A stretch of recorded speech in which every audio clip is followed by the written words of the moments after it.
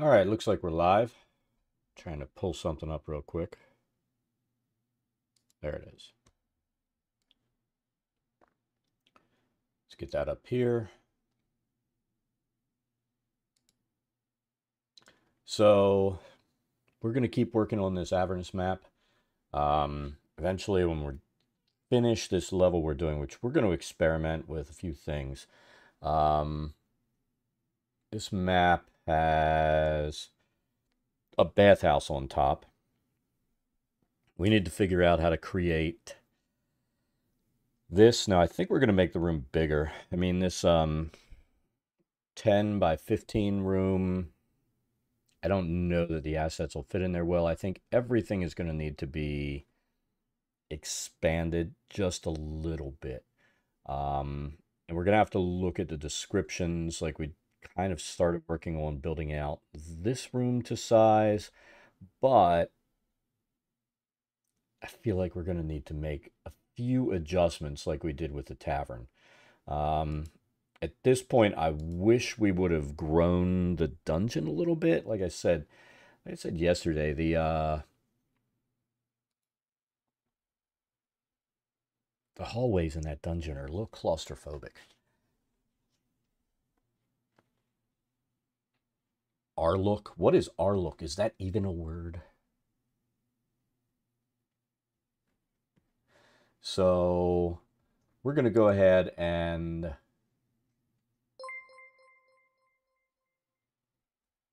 Pelican, thank you for the follows. Greatly appreciated. Hope you're having an awesome day. So we're going to go ahead and see if we can't make this thing work. And I think one of the things we're going to have to do is experiment with how we're going to build this basically tub. It's not really an asset built into the game yet. Who knows? Somebody may do it eventually, but it's not really built in. So we're going to have to go ahead and, yeah, we know that's a bogus account. We know we're going to have to go ahead and, because the real Hoss is really pissed about all the fake Hoss accounts, create the hot tub. So, and it's not really a hot tub. It's, you know, I don't know how we're going to do it, but let's take a look.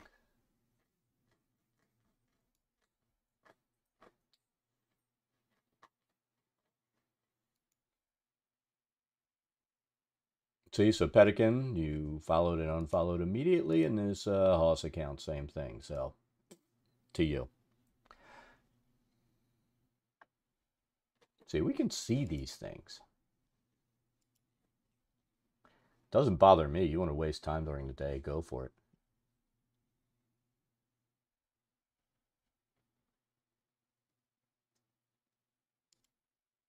That's why we turned the emoji explosion down, so we didn't have 400 freaking emojis, which is the default showing up.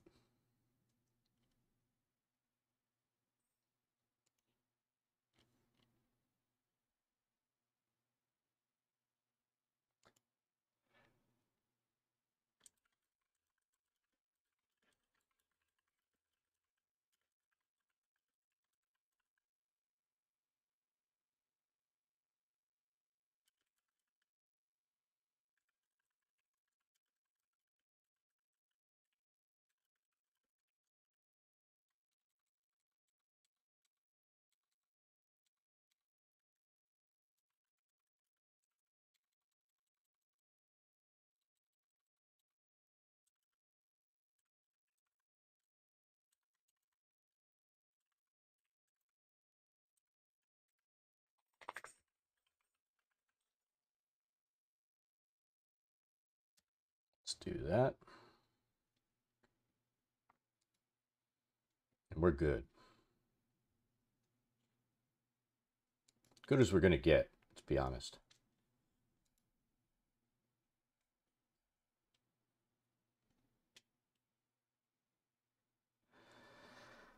So these are going to be our issues. Building and placing these bath areas. We're going to need to see if there are fountains that we can actually use, or we might have to make those. Filling them with water is going to be an issue, because we can't flood this part of the map and do partials. So, I mean, that's probably where it'll be nice when they eventually do it so you can block water in, which is what they're talking about. But, you know, we'll see how that works. Now, I did go in last night offline and mess with this a little bit. We weren't really happy with what we laid out for this above ground portion of the map. So we demolished that and started messing with how to get these walls, you know, to work on either side of the squares, you know, and get like this 5-foot walkway, get it so we didn't have a massive area over here for the steps. Yeah, we fixed it so that, you know, the minis will be able to walk down there without bumping their heads. The weapons are another thing, but there could be some bumping happening. But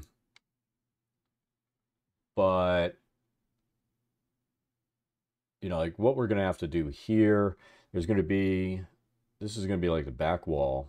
This is gonna be a secret door, which won't be so secret. If they actually walk around the outside of this, they'll see that, you know, there actually is something there.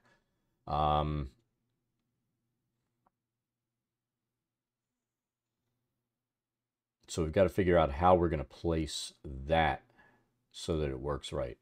And I think that's going to be a problem.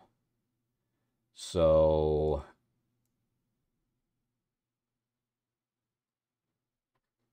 first, let's worry about how we're going to get this secret door zone to work. And then we'll start working on the rest of this. And again, that's where, you know, the map makers don't really come into equation. They'll usually just split like a little thick line and that's your wall. Doesn't take into account, this has volume and you've got to work it into your map. So let's put on our grid. Let's move our build plane up.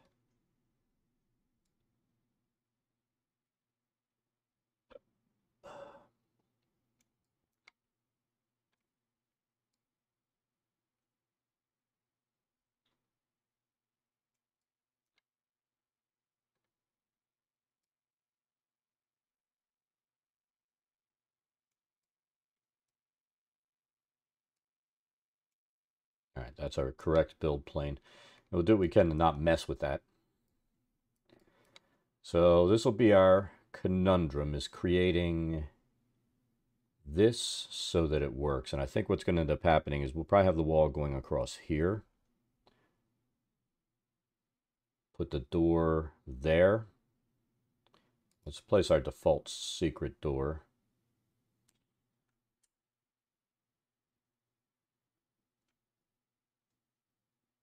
So see, if we put it there, there's no walkway, so we have to put it here. So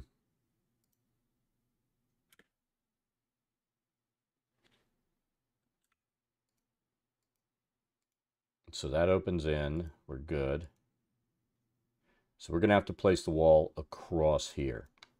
So that will skew the original design of the building a little bit, but that's fine. It's all good.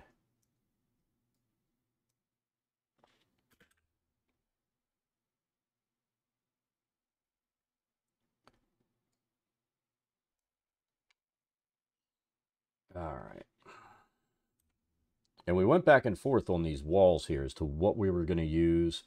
I mean, I know how I wanted it to look, and that is different from how we ended up getting it to look.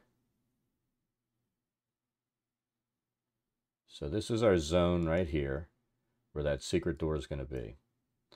Now, think what we're going to have to do is across here, place our wall tiles.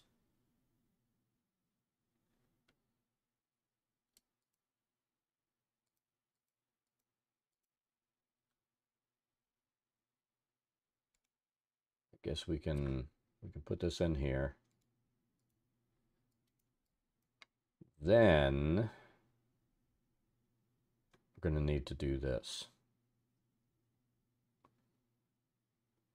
So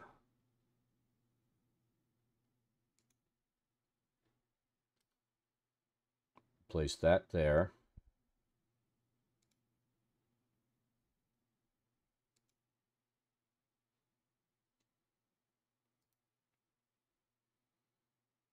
We will place, see, this won't work because that's going to end up being back here. So let's place a wall section right. This is how we're going to do it, because we'll end up removing that wall section once.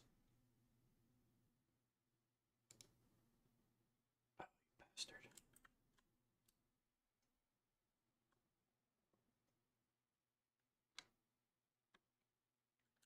See, we messed up our build plane.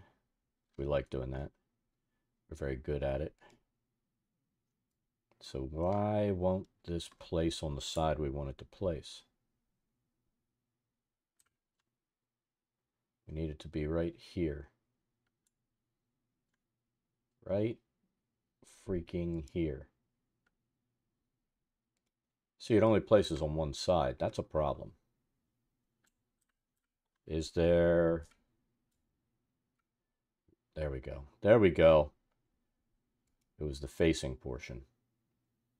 So we'll put that on there.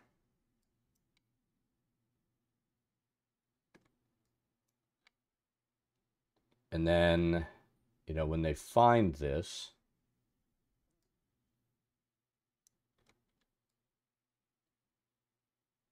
I don't know, is there any way for us to get this? See, we can't split that.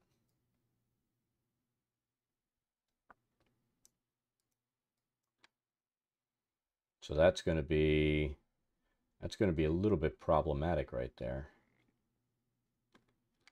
That gap.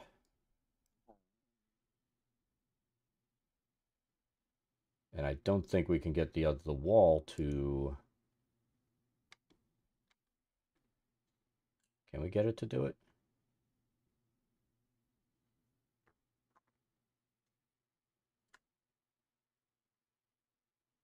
So if we place this here, what's that going to do? And it doesn't bump up against that.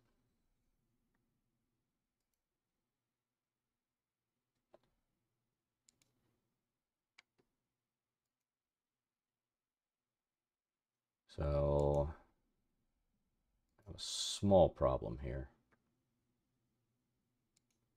Maybe, let's see. Maybe we can get this to go there. Of course not. Why would that want to work? Yeah, that would be too perfect, wouldn't it? Get that in there.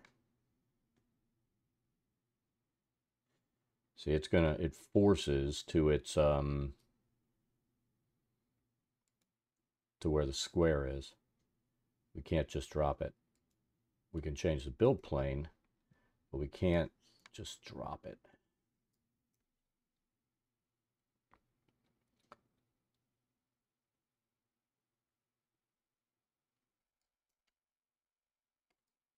Perhaps, no, because that's going to split again.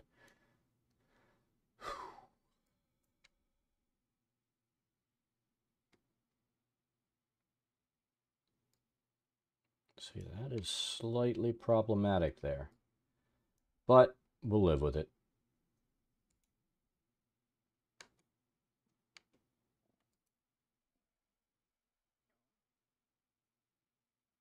I wonder.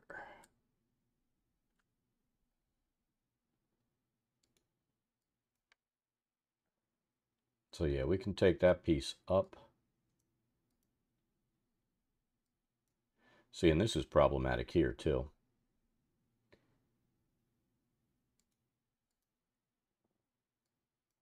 I guess what we could do is corner that, right?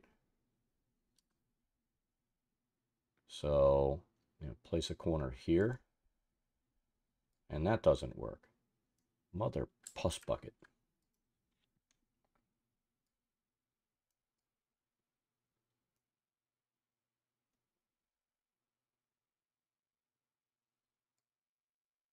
And I don't really want to do this, but let's take a look.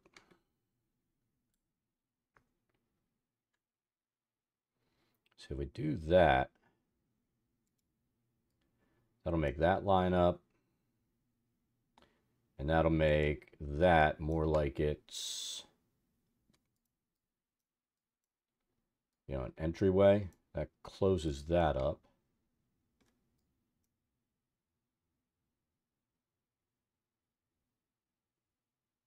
And then,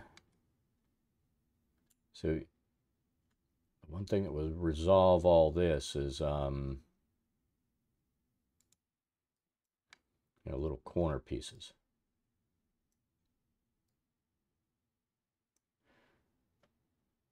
So I guess we can put that like that.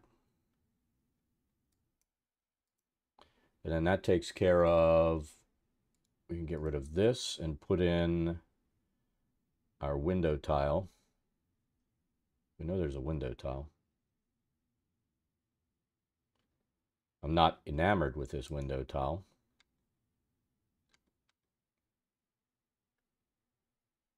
That's for sure.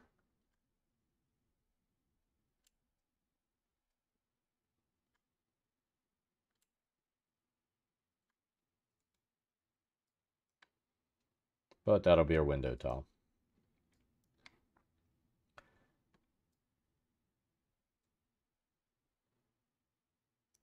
All right, and that takes care of, our secret door. We can just pop this off. There's the door. And we're good to go. Sometimes I guess you gotta live with little things like this. So this will be the office. It'll have the window in it. This office was supposed to be 2x3. To allow for the window, I think we are just going to make this room bigger. We're going to do it maybe at 2x4.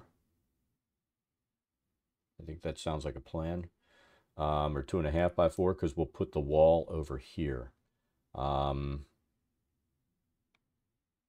So let's do this.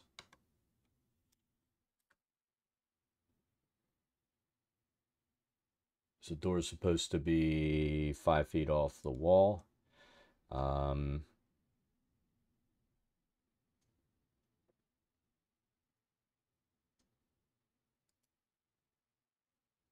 So we'll place a door here. We'll place an actual door. Let's pull one of those in that we like.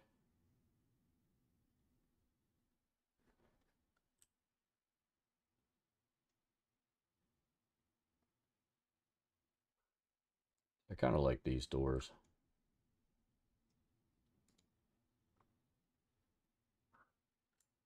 And we want it to open inward, so it needs to, let's make sure that works. Yep.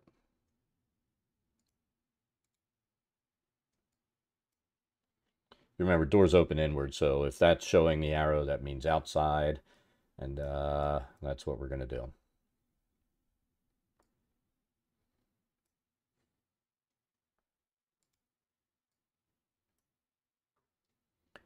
Now we need some corners set.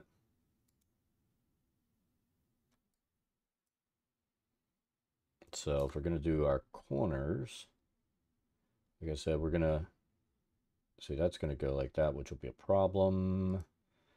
I guess we'll just, so we're going to go out 4. Can we place that right there? I'm not real fond of that window placement, but I feel like it works better there with having this little thing jutting out that we need to block off sight from outside.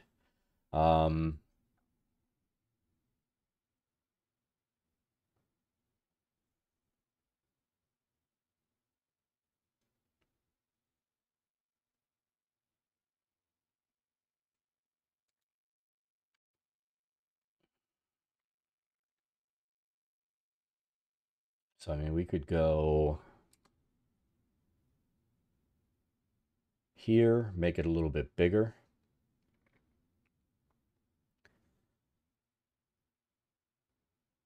This will end up being like 4.5, right? Let's put it there. And that'll create our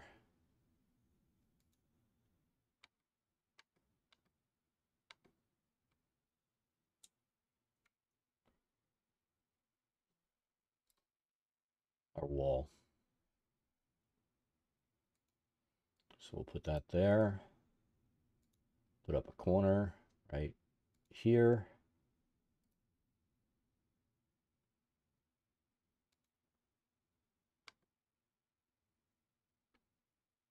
And a wall. So there's the office. I want to look at the description and see what we need to place in there too. We might end up growing it out just a little bit, but I don't think so. So this is D4.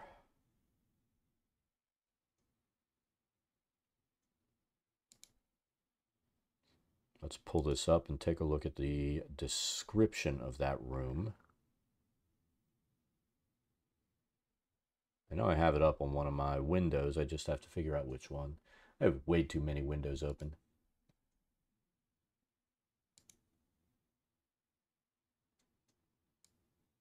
All right, so here's D&D Beyond. I'll pull up. I'm in the wrong book. This window's open where it's still got our Mad Mage stuff up. I don't ever want to look at Mad Mage maps again. I don't think I'll worry. You know what? We might 3D map them, but I want to make sure they're playable, which they will be because those hallways are all 10-foot hallways. There's no such thing as a 5-foot hallway anywhere in there. It gives you a lot of room to play.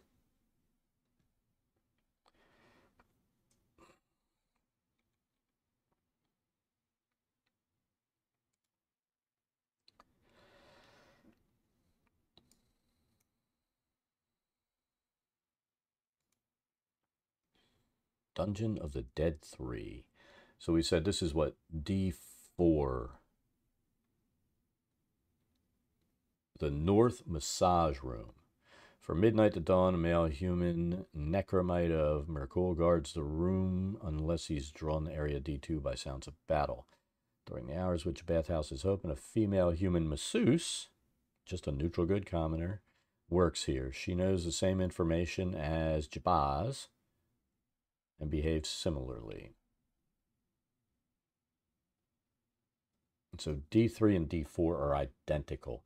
I almost have the feeling to get this table to work in here, we're going to have to grow the room. I'm positive we're going to have to grow the room.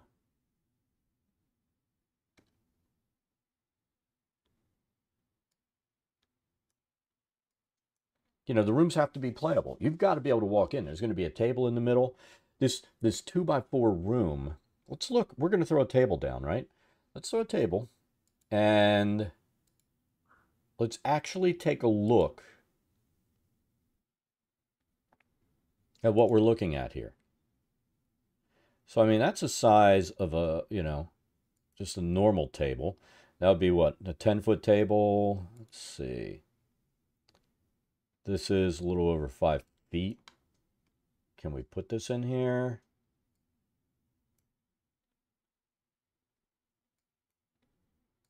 What's the deal with this little table?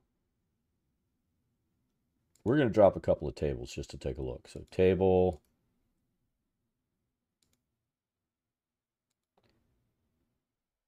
See, that's more like a side table. It's not even the right height. So we can't use this table. That would fit well.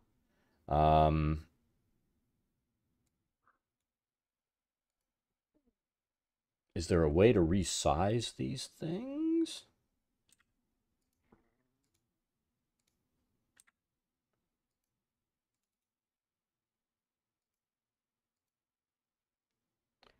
See, I don't think we can resize that asset.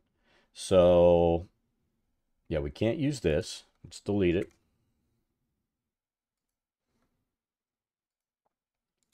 Can't use that.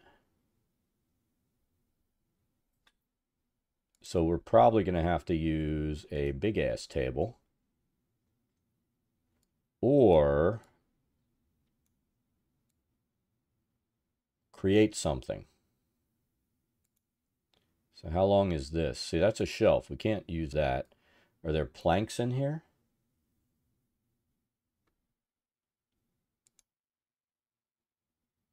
Let's see if there are any wood planks or anything like that. Grave.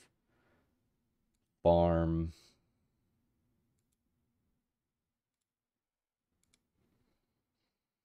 That looks like a log. So can't do anything with a log.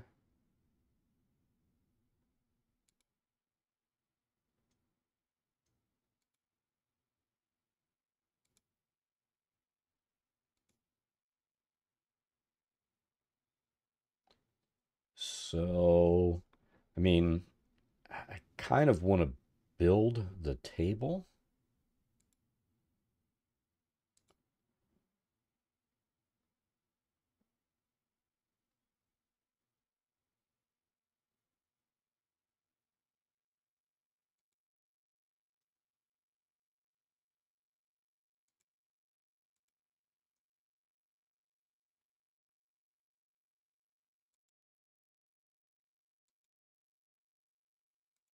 But, you know, like these logs are way too big. Let's see what we can figure out here. So now if we could move the signs so they would go flat, we could probably build something with those.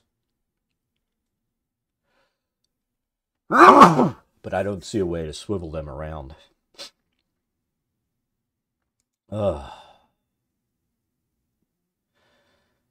We could put a masseuse table down or a sacrificial altar thing down. That would be mildly amusing, right?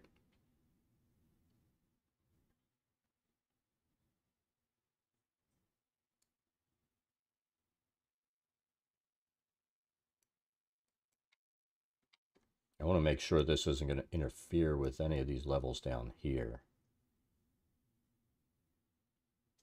It shouldn't. Because we're going to end up closing this whole thing in.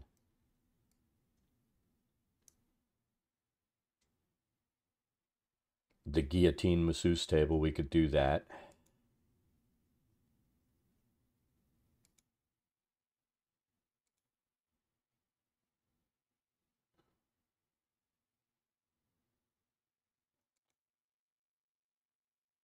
So I think what we're going to end up doing is just putting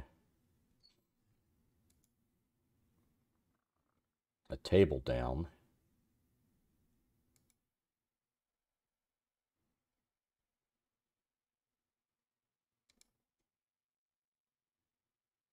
And that'll be the masseuse table. So, tell you what, let's do this. Everything else here is going to need to be in line with that. We can always shrink this.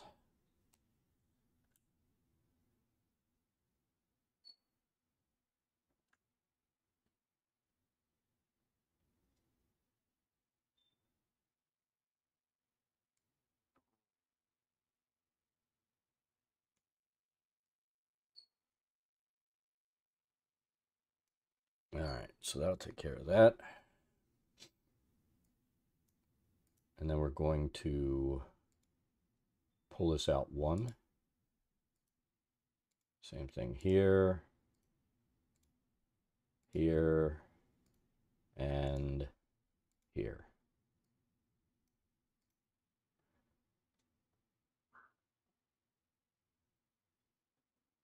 And let's place this here, or not.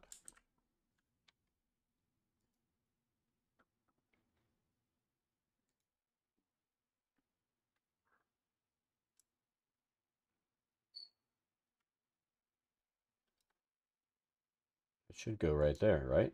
There we go. So now we can put a table right here, and that gives room for the commoner to be in there, or the other dude, depending if they come in day or night. So we're gonna go ahead and place that right there. So there's our masseuse table. It doesn't look very comfortable.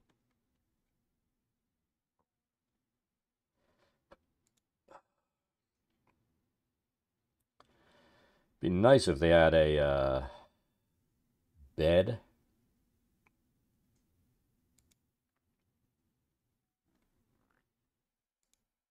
Without a pillow.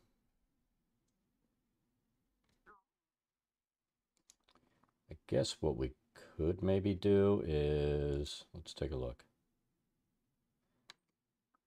See, that is so small. And that table is way too big.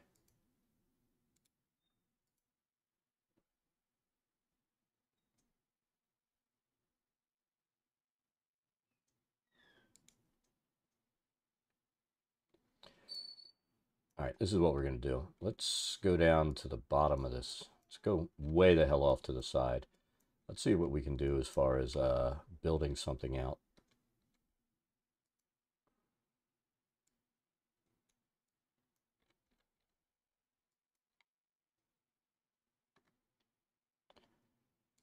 All right.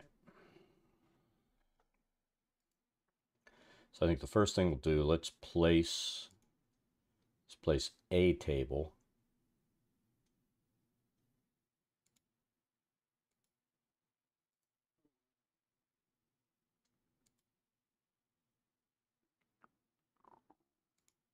And then let's do this. You know what we could do?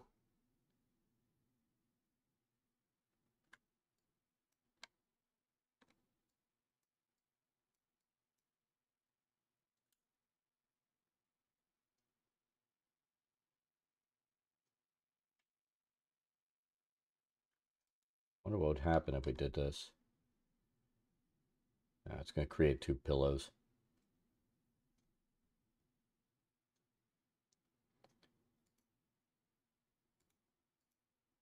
So let's see what else we could possibly do.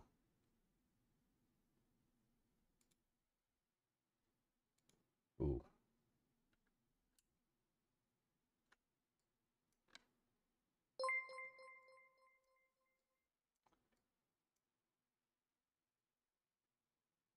Thank you for the follow. Hope you're having an awesome day. How are you doing this fine day? So we're going to try to make this work here. Let's see. Can we do that? And overlap it a little bit? How's that going to look?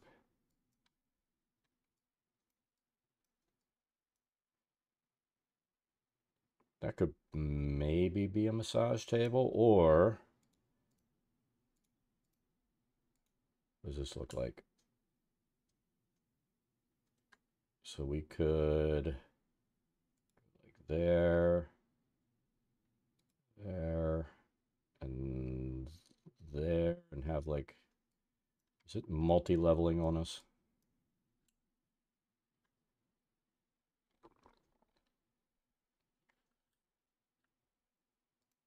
A pledge pin on your uniform. It doesn't like sitting up.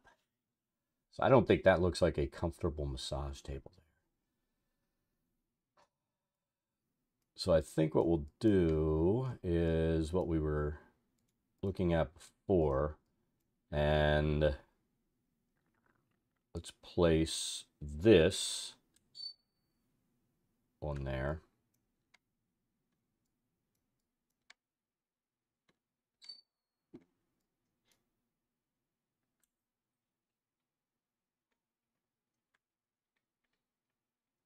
So we can put that there.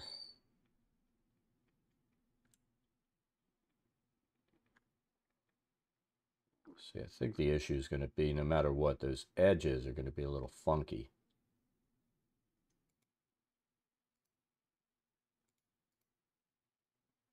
How are you doing today, 2? We're just going to call you 2. How's that?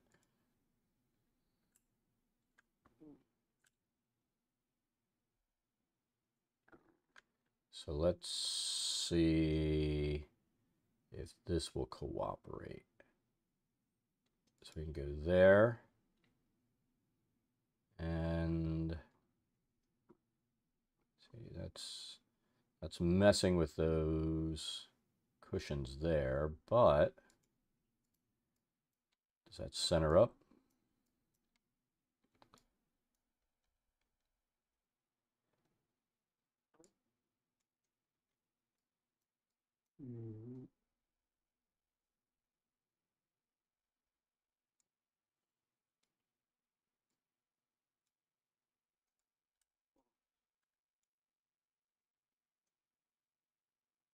Is that centered?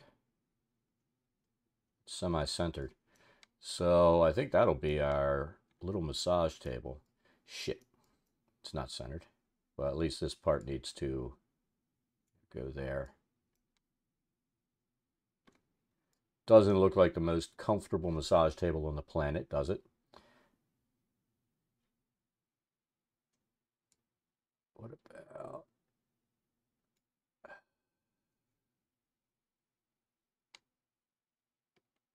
And again, it's not centered, so that's going to bother us a little bit.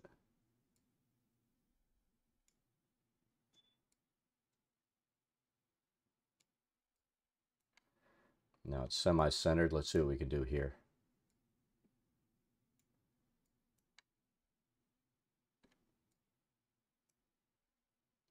A pledge pin on your uniform. All right, so let's select this.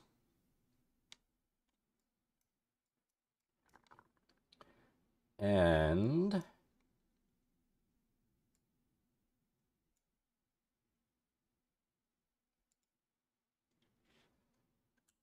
copy it. And let's see if we can place it and how it looks.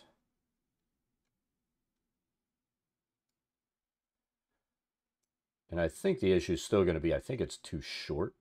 I mean, those are 5-foot squares, so that's going to end up being, but it's low to the ground, which is a little problematic. We'll center that in the room, right about there. Let's take a look.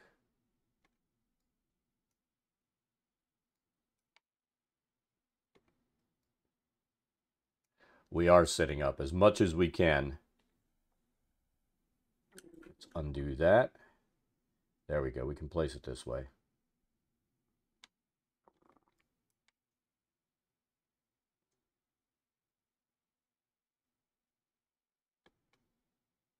Put that there.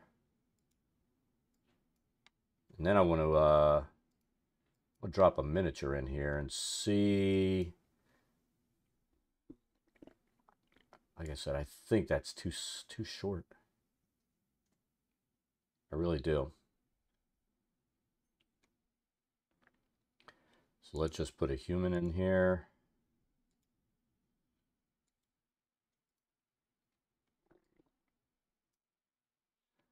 Turn off build mode. And how tall is that compared to them? You know what? That'll work. I think that'll work.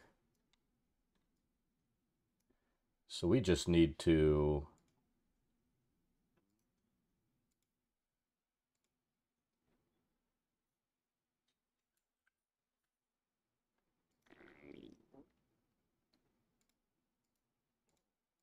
we need to get rid of this and actually place it in there so that, well, it's not going to be centered. That's our problem. We can make it center a little bit, but this, like 18 inches or so of wall is going to screw with us. So that's about as center as it's going to get. Maybe. Yeah, it's not bad. So that's where it's going to go. And then we need to build another room just like this, and we'll bring that in. So that's our massage table. And that's the only thing in that room, I think.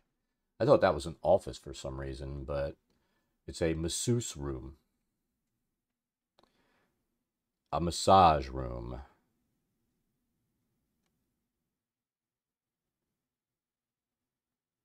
Yeah, we're going to leave it right where it is.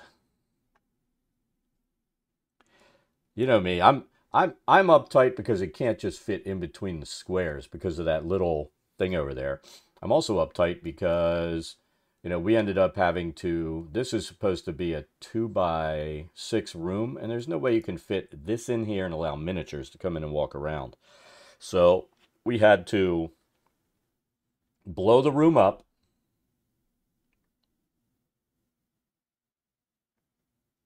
We had to blow the room up so people would be able to walk in there. And, you know, now it's as close to, you know, what we want as we can get. I think the only issue is going to be, you know what, I want to do something.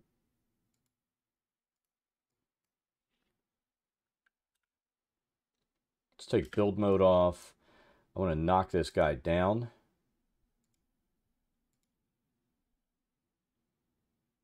Is he going to fit on there?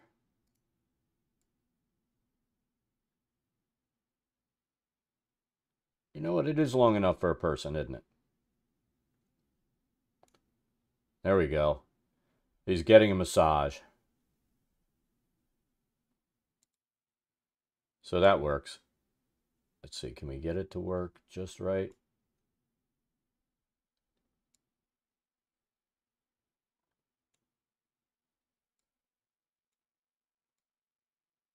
Dad worries about very silly things, but it looks like it's the right length for somebody to lay on, so we're good. Barbarian is dead. We didn't like him anyway. All right, so that room is done.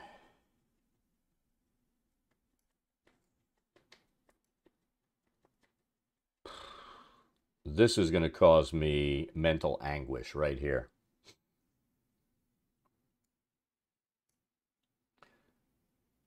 So I'm going to look at the description of what's around the bathhouse, and then we can start laying down some exterior tiles, and then we'll place the wall on here that'll match against that wall. Because this is an outside wall, and I don't want to put this stuff down and have it overlap that way. And then we're going to have to design the freaking tubs for in here. And they're supposed to sit in which there's no way. They're supposed to sit in a 4x3 zone and have room for people to move around. And that's not going to work. You know, because we need a bench over there. It's just not going to work. I know this thing's going to end up being, you know, to make it work, it's going to have to infringe on that second and third. So we're going to have to grow everything out. Probably one square. I'm hoping that'll do it because we grew this one square that way. We'll grow it one square this way. So we'll turn that into a 4x5 area here. You know, counting this, not the wall.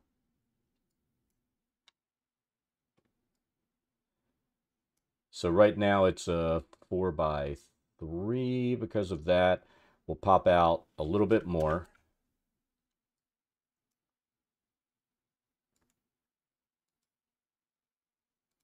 Now, like I said, the issue that I have with this stuff is, you know, fucking map designers don't take into account space.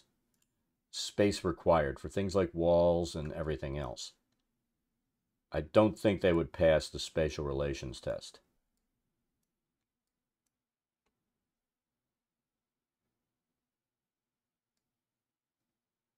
All right, so that would bring us down to there. Then there's going to be another office, which means, let's see, that one's a, well, not another office. That's going to be another zone that is just like this.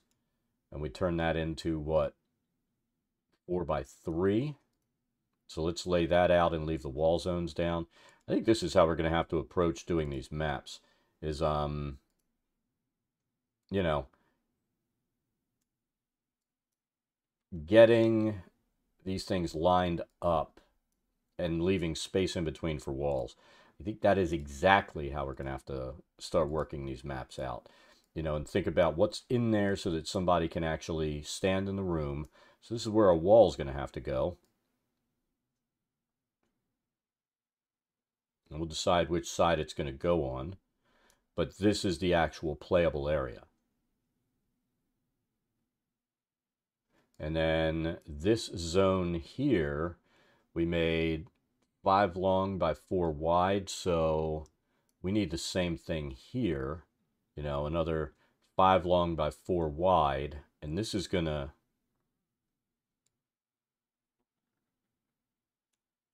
mess with our dimensions. Everything's messing with our dimensions here. And then this will be the same thing where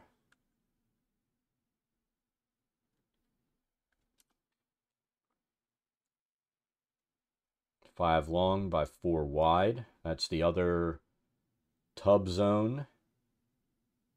And this is all open area here.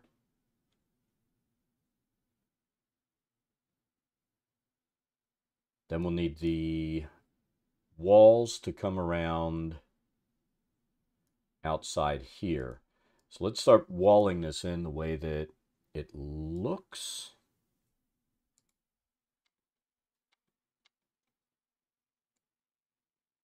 So there's that. And actually, no, there's not that. What we need are 2 windows there because peeping Toms want to look in at people in the baths, I guess.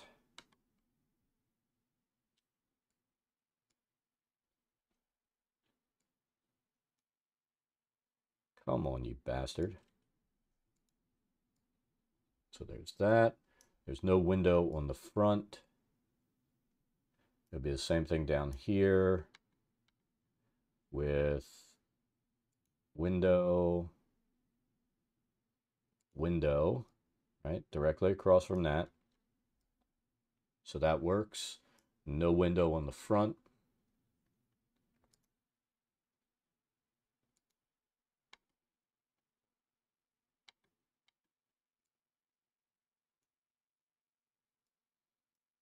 There's that.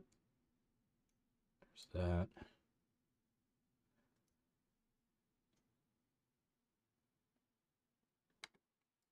We only need a 5-foot bump in here.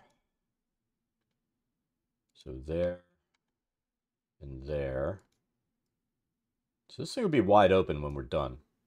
And that's what we're looking for is, we're going to throw our walls down there. I think we're slowly starting to get what we need to do to make this thing work and create our rooms. Tempest Fugitive, thank you for the follow. Hope you're having an awesome day.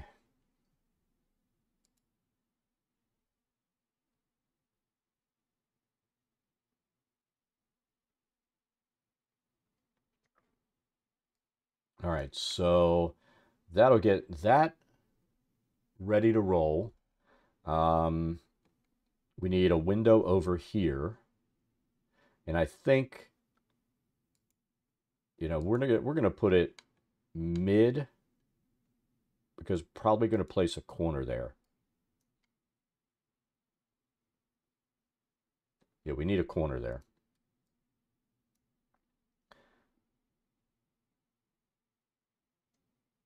So let's find our corner piece.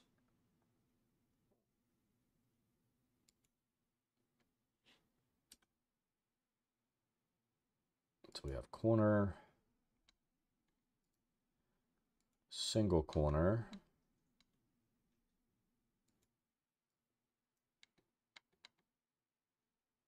corner, corner, and corner.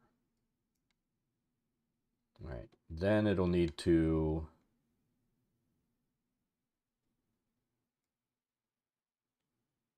Well, I mean, aren't the players like committed at this point? And when I say committed, haven't they committed to playing?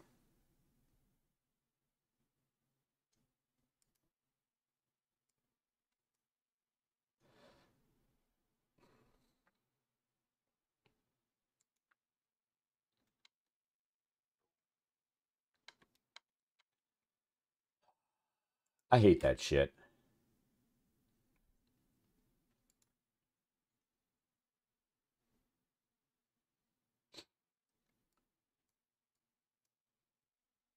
I tell you what, and I know that your situation's a little bit different with these players. A long time ago, what I decided to do, I didn't say, DM looking to run and then get people to come in. We had one debacle where I tried to do it that way, and what ended up happening was herding cats. Trying to get these people to commit to a time. And it was so beyond stupid. I was ready to lose my fucking shit. I was pissed. Um, but after that, my approach to setting up a game now is, I want to run an online game. This is when I'm going to run it. This is the day of the week. If you're interested, let me know. And I tell you what, it makes me a much happier DM because it shouldn't be I mean, you're the one running it and getting things set up. They kind of need to work around your fucking schedule. You know what I mean?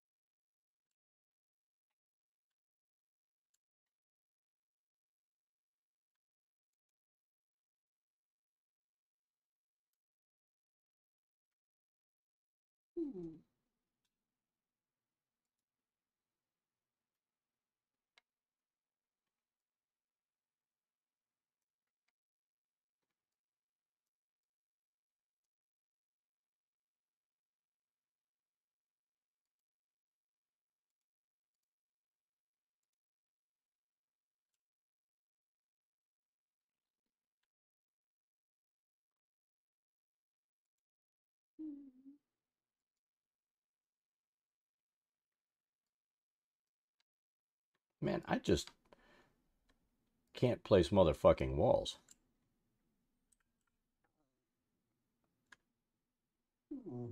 Oh my god. Tessa's just here. I don't even know if you can hear her, but she just keeps going. She's cracking me up. She is so dramatic.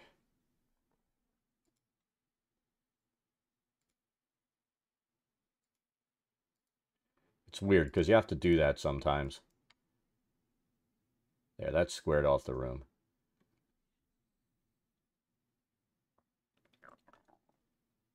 Yeah, three's doable. I mean, sometimes if you have three that can play, I'll do a DM no-no. And you know what that is, right? The DM no-no would be throw in an NPC and let them go along and just do minimal stuff. Don't even worry about saving them. Let them die on their own, but it gives them a minor chance.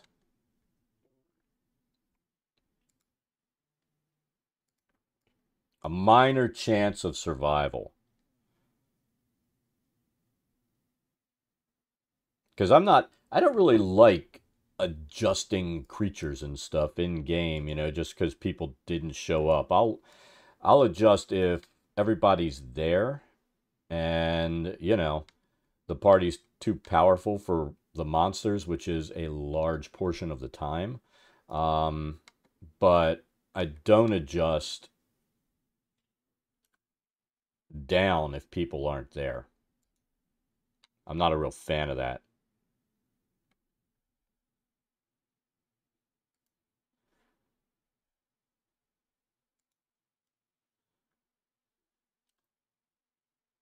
But I've been pretty lucky, when I've set up groups in the past where everybody shows up.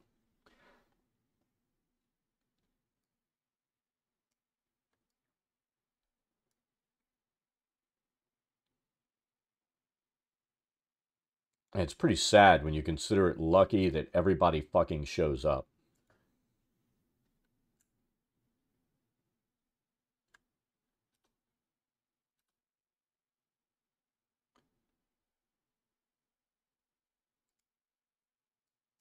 I mean, if you can't tell, my personality is pretty much, if I have something scheduled, I will always be on time. And I kind of expect the same thing out of other people. I think I've said before, if I'm on time, I'm late. You know, if something starts at 5, I need to be there by like quarter of. If I'm not early, I'm late. And that's also a rule that I place inside of games when I play them. If we have a start time of 7 o'clock, that's when we start. So people need to be there 10, 15 minutes early so that we can get ready. Any stupid chit chat that they want to do beforehand, all the stuff that has nothing to do with playing the game, that needs to be taken care of beforehand, not during game time.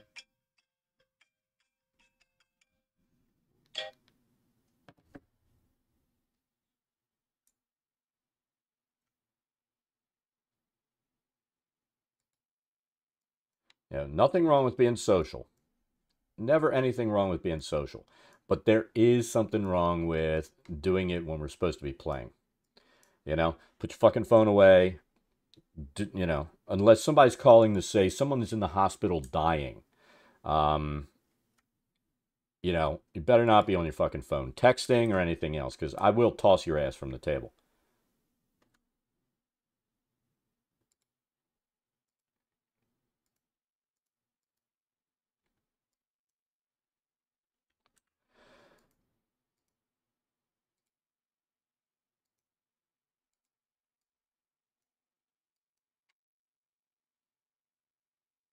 All right, so that's our other masseuse room. Oh, look at that. See, we haven't cut anything else, so that thing just cut and pasted perfectly.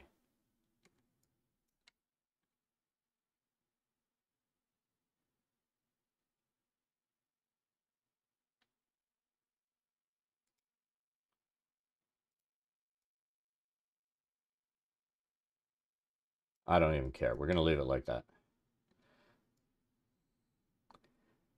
I mean, I do care, but we're still going to leave it like that. I could spend all day trying to center that up.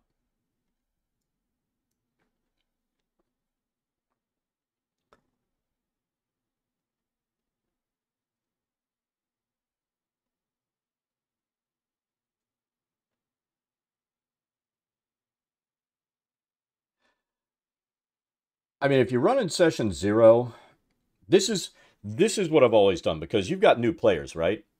I'll build a really small map set it up inside of Foundry, and I'll set up a minor skirmish, right?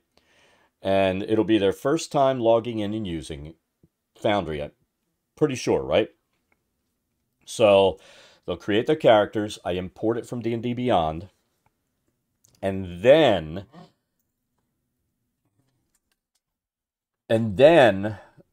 what I'll do is we'll walk through combat, line of sight, and let them practice targeting and all the different thing they need to know. When I did that with the one group that fell through because, we were herding cats and nobody could fucking be there on time or commit to a day. Um,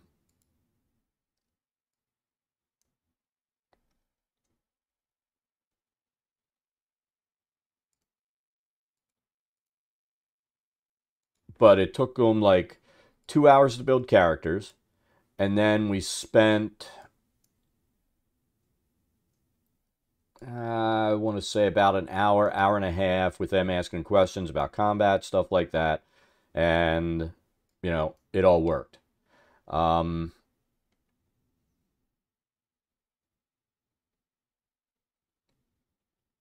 but I mean, that's pretty much a typical session 0.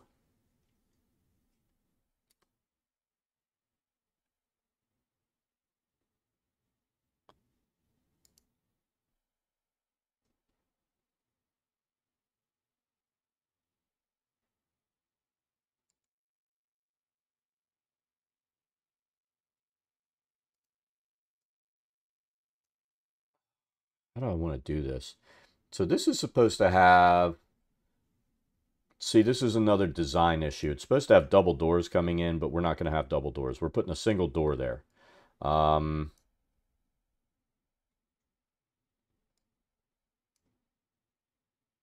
and there's nothing I can do about that. Nothing.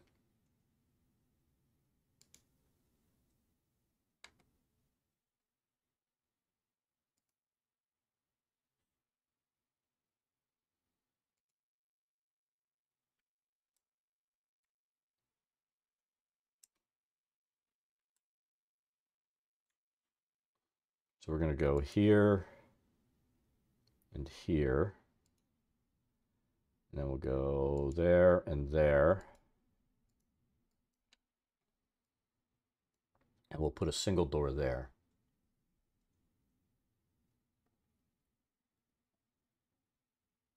Do architects make good or bad dungeon designers? I don't know. Like I said, my biggest problem is, but an architect draws walls to scale and shit like that. So they would probably be better than the motherfuckers that draw these maps. I mean, let's be absolutely honest. You know what I mean? They understand that things take up volume.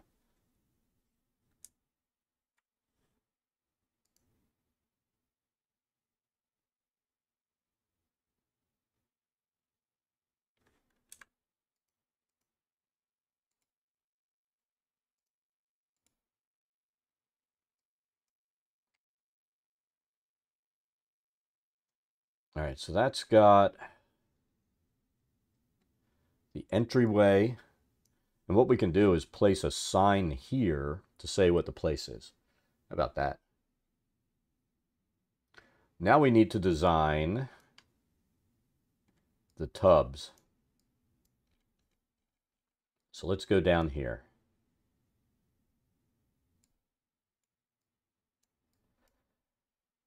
And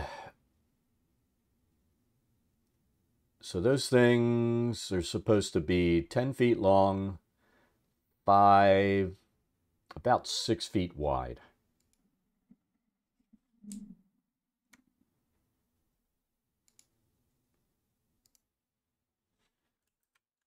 Drop our build plane.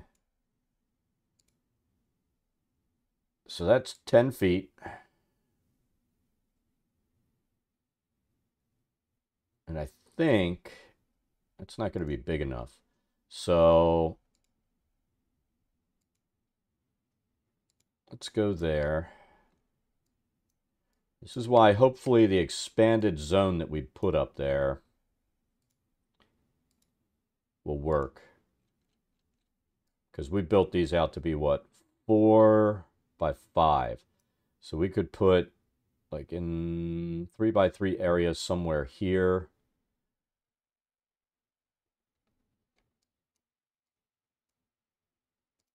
And I don't think I'm going to build it on here. I almost thought, you know what, let's put it on there. But I don't think we're going to do that.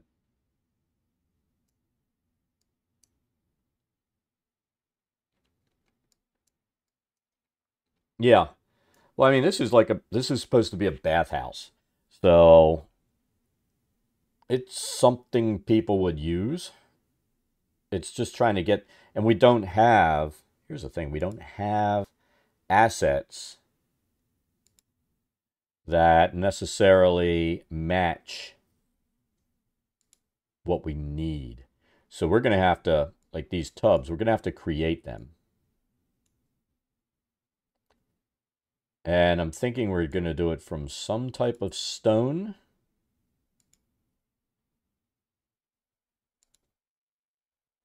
But I need to find some building materials that'll work for that.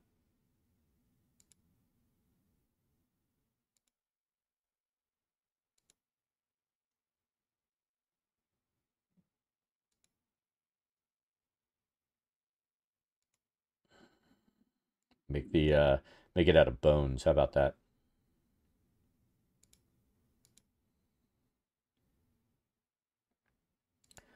Miscellaneous exterior. I just figured out the other day that you can drag this slider. Makes life easier. How big is that? So we just need some stones, not necessarily like this, because this isn't going to really work.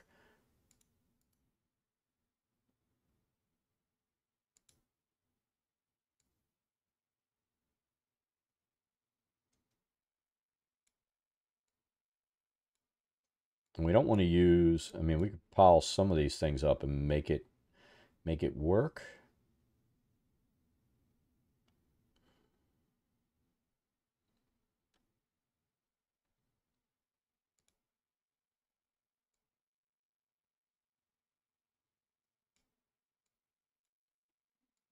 So I really want to turn it, I really want to make it work with stone, so it's like brick. What would be awesome is if we could resize these things, but we can't.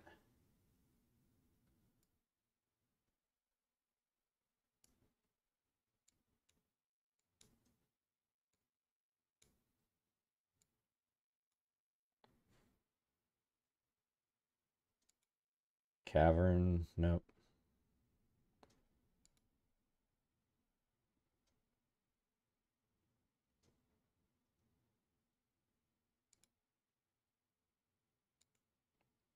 Yeah, I mean, you might be able to do something out of that. I have what I want it to look like in my head, and I just can't find something to build it with.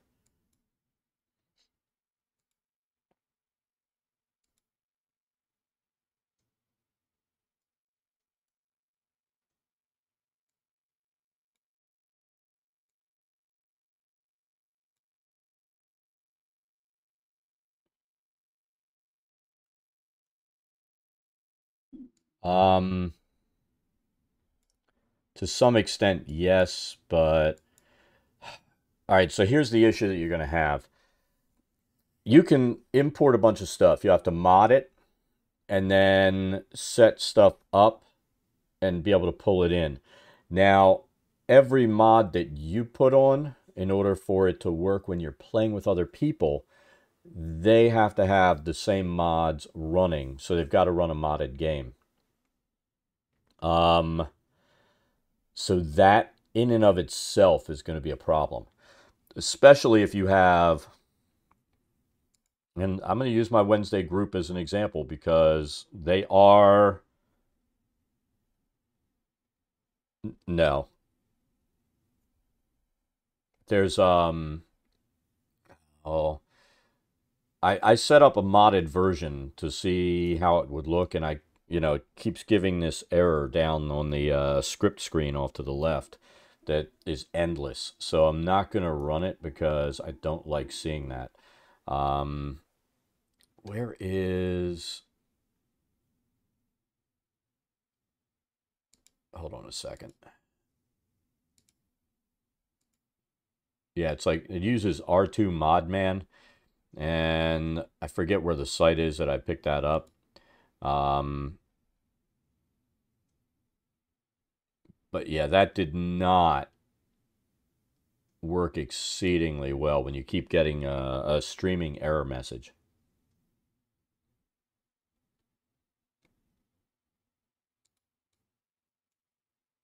Let's see, traps and treasure.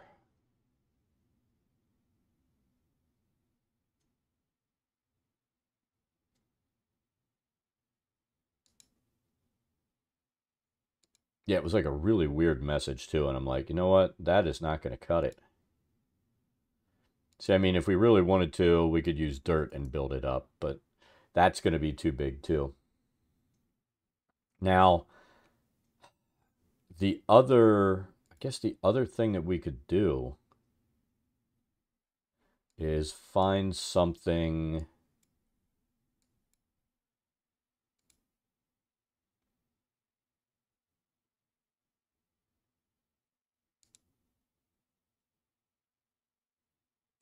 See, I mean, you could come in and this is a fence, but you could probably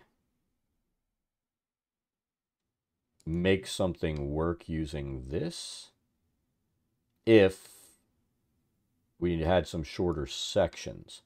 Um, so maybe some type of asset like that would work.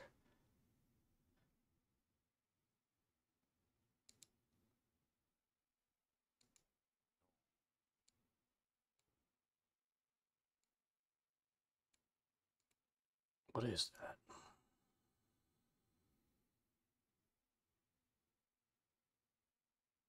And the other complaint I have is like our carpets are all that's a carpet. I can't flatten that out.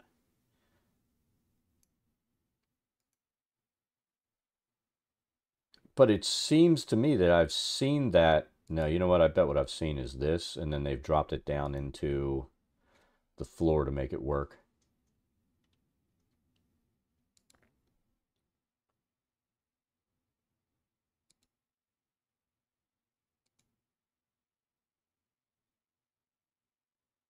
Trying to remember. I saw something that was built. Let me see if I can find that. It was like some weird asset in here. Miscellaneous interior.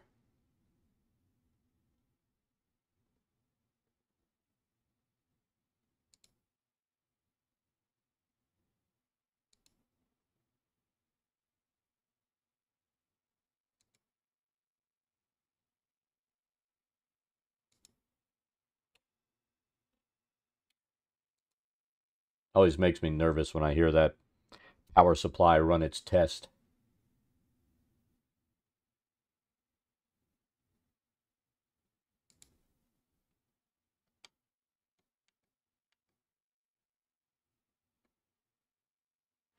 I mean, I've seen some stuff where like people would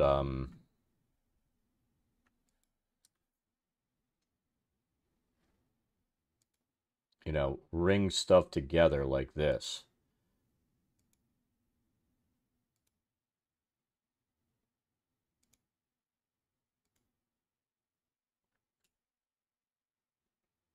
in order to make it work.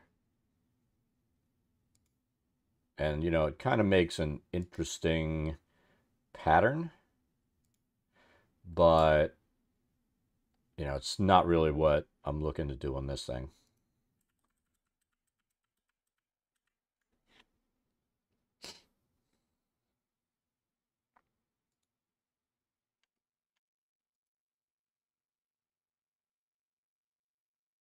Seeing like that log on the interior assets, that's going to be an issue because I need it to be longer than it is wide. Yeah. Right now, it's the pain of, how am I going to make this thing fucking work?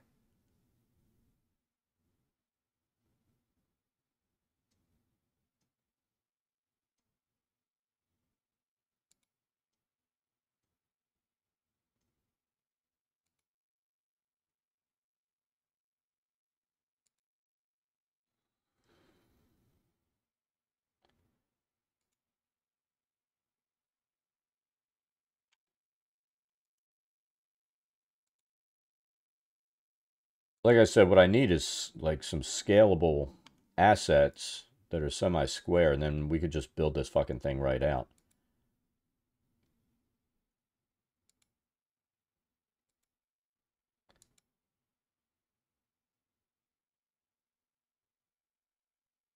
Or the ability to also have something like the building blocks so they can be rotated and scaled.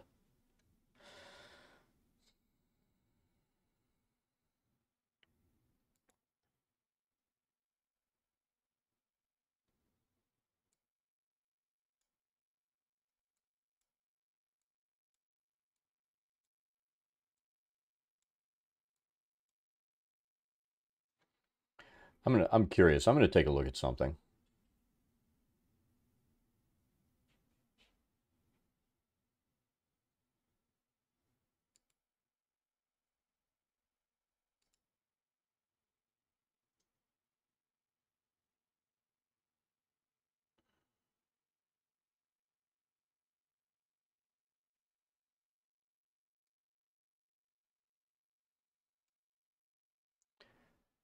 Let's see.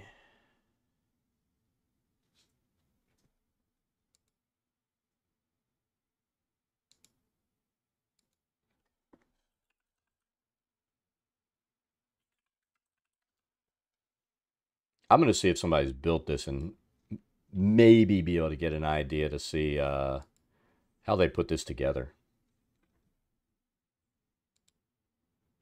Or did they just say, fuck it, use your words?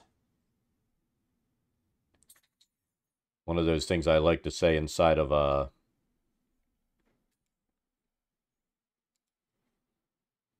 so this is Descent in Avernus.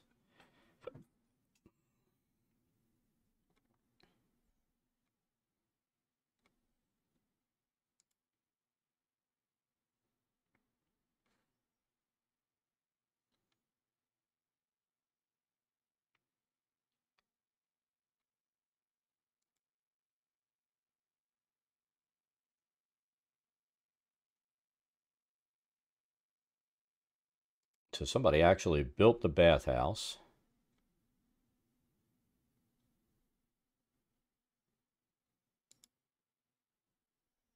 We're going to take a look at it.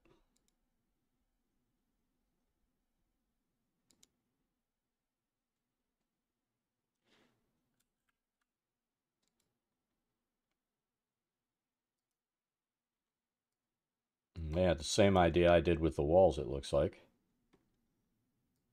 But that's not what we're curious about. Is it?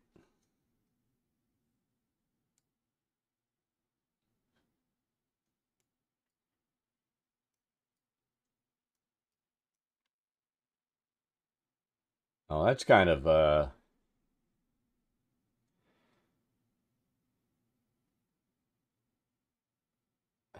cheesing out on it.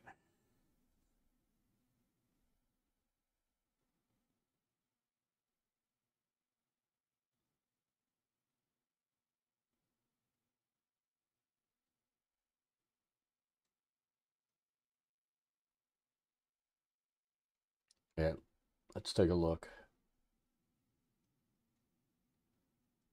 See, they tried to stay true to the room sizes.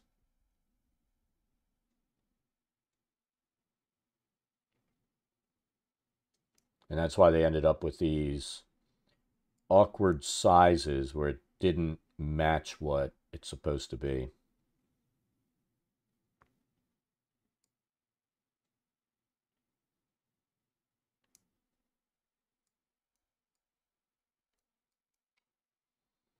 And then instead of doing the steps, they did a hatch. Because they didn't build this on top. And that probably answers my question about fountains right there.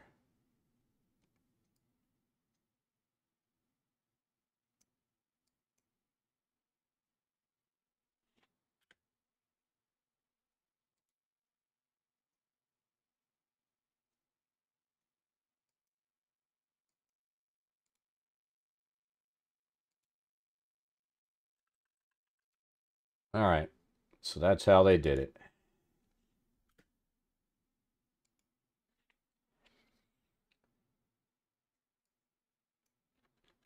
So I really wanted to build that up.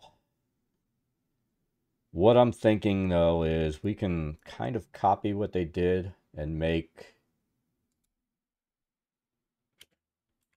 a larger...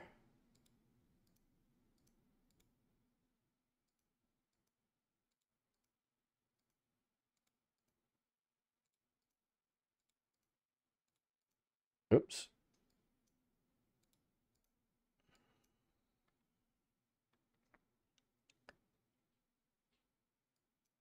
I want to make sure this isn't over top. Hey, Hollow, how's it going? And is my plan going to fuck with what's below? I'm doing pretty good.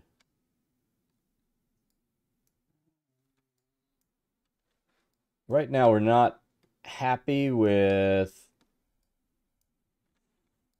this bathhouse, but we might have a plan. Not a good plan, but a plan. And that's all you can ask for, right?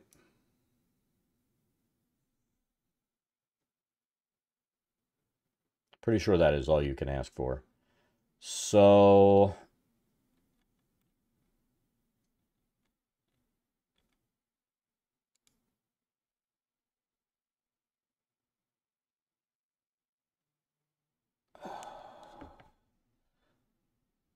arriving tomorrow. I have a question for you, Hollow. So, I loaded in a couple of mods, which I'm not running the modded version right now. I wanted to mess with, I know you did the one thing where you can have your reference map as a background to start building up the walls and shit around. But what I saw, you know, your window over there that shows your runtime going, is this weird something about missing L or whatever, and it just keeps going brrr and streaming down forever with a constant error message. Have you seen that? So I am nervous to run something when I get this weird constant error message. There you go. Let's do this. Let's back out of here. We'll come back in. We've decided what we're going to do for our bathhouse. Let's exit the desktop. All right. Let's do that. Let's do that.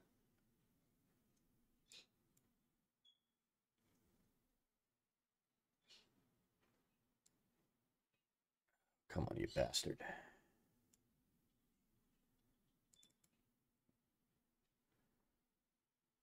All right, bear with me, and I'm going to start it up. And I'll show you the mess. I'll pull it on screen so you can see what the hell it's doing.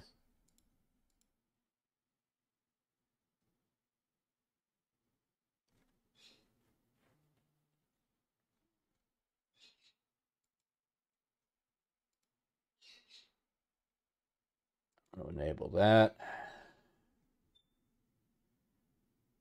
And let's do this.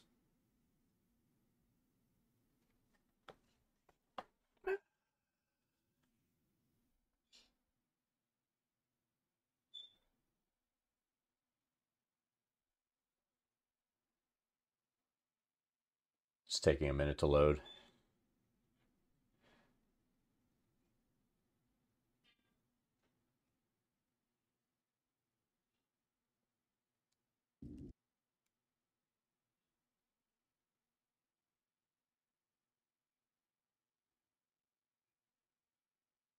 All right, so I'm going to load.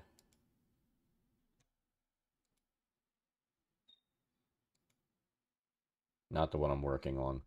It just makes me nervous when you see this shit. You know what I mean? So let's load in this first one that didn't really care about. Here we go. Look at that. Key L not defined in data dictionary. And that'll just keep going forever and ever.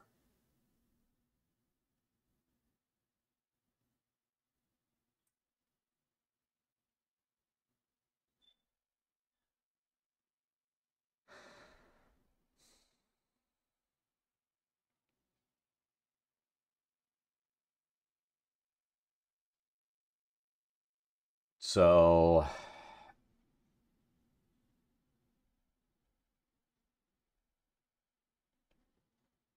okay. I think for now, I'm going to, like I said, this kind of stuff is the kind of stuff that kind of makes you nervous when you're doing a build that something will happen. So I'll wait. Yeah, if you tell me when it's fixed, then I'll mess with using the mod. Um, but for right now, I'm not really doing.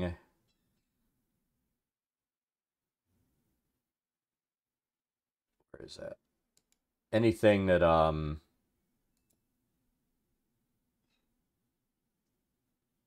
the hell just happened there? 99 little bugs. Yeah, it's always something, right?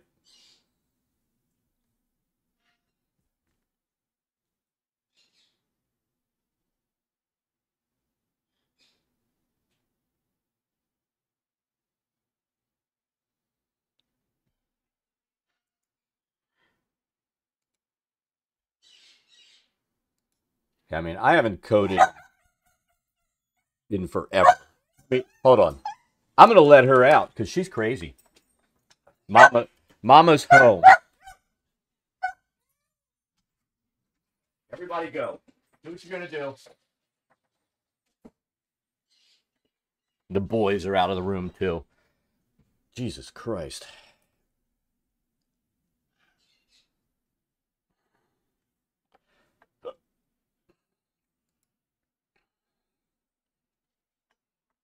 I don't know. I kind of thought that we might have to do a hole in the floor. Like I said, I'm a little nervous about it because it's going to show up down below, which is probably one of the reasons it would be a good idea to build this map in two pieces, but I wanted to see about building multiple levels. And when I get an idea in my head, I'm gonna carry it through to fruition, whether it's a good idea or a bad idea. I don't care good or bad ideas. It's gonna be done.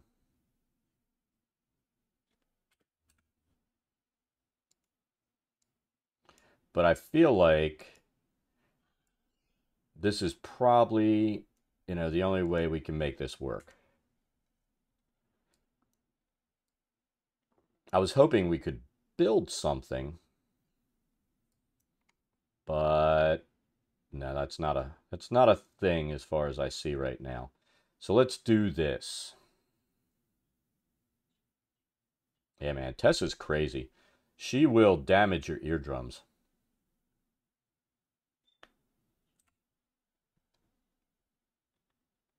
She just has that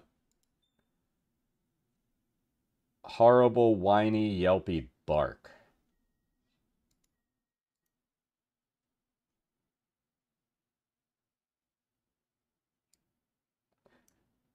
I thought there was something in there that you could use to make bag of holding kind of work.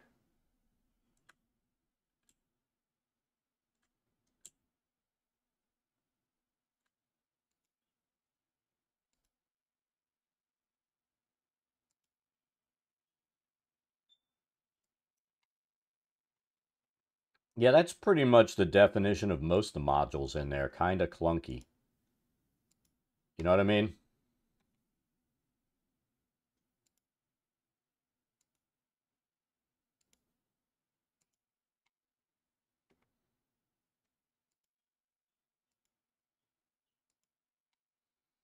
And there are times when some of those modules, when they get clunky, it's game breaking.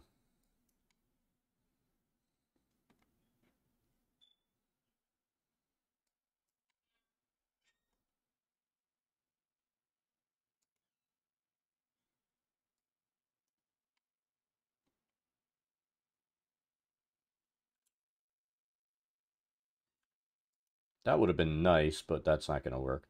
Let's find another floor we can put on the bottom of this to make it look a little nicer.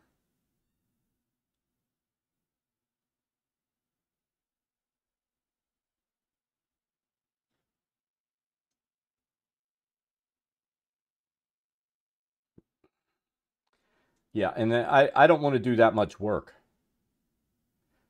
I'm going to be honest. I don't want to do that much work if I'm setting up something like that. Call me crazy, but that's just not my thing.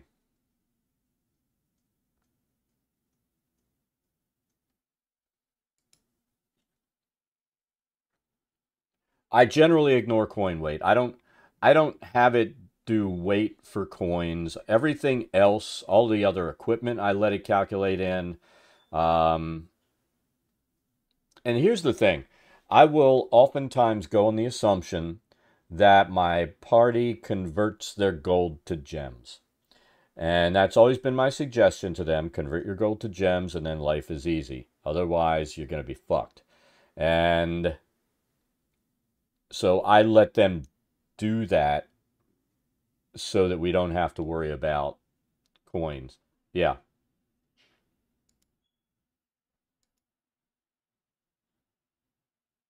So that's been my solution to it. Just I'll let them find place, convert to gems. And then you don't have to carry gem, calculate gem weight. Oh, I've got 10,000 gold. Well, buy a 10,000 gold piece gem, make a note, and you're fine. And then take the fucking coins off of your inventory. And you know what? It works. It really does.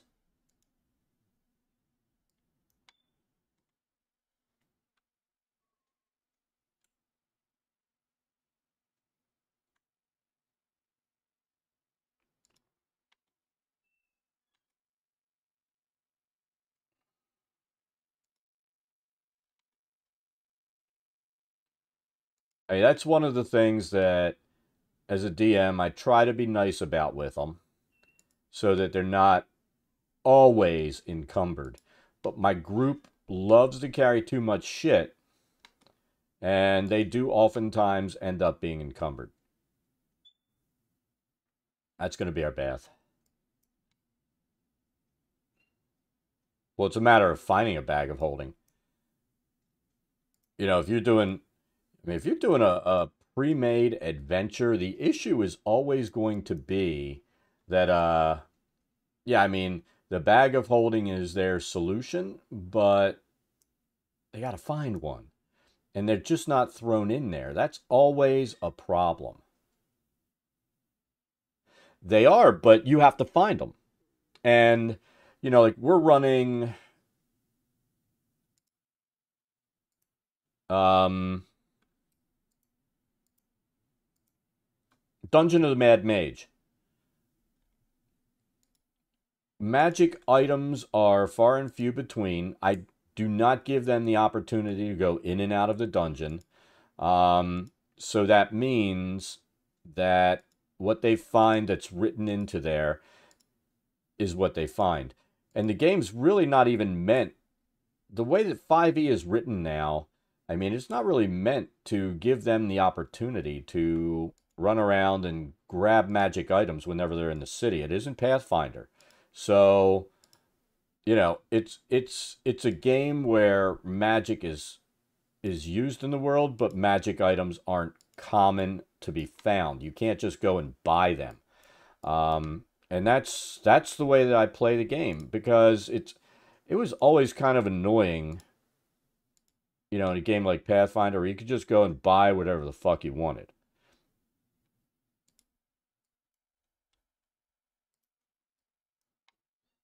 It does, but the items just aren't there.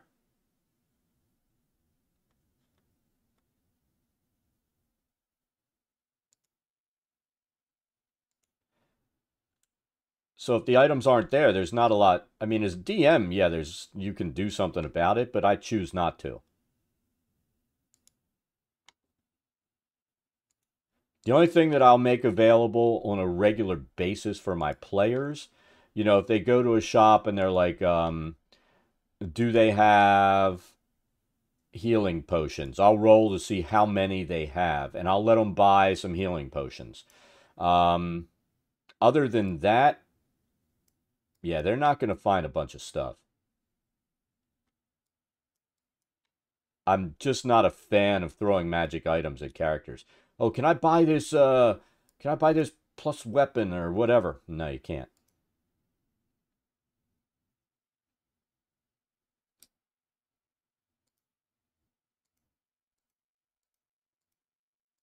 I'd rather them have to work for the stuff that they have. So this is where we'll see if this is going to bump our area down there.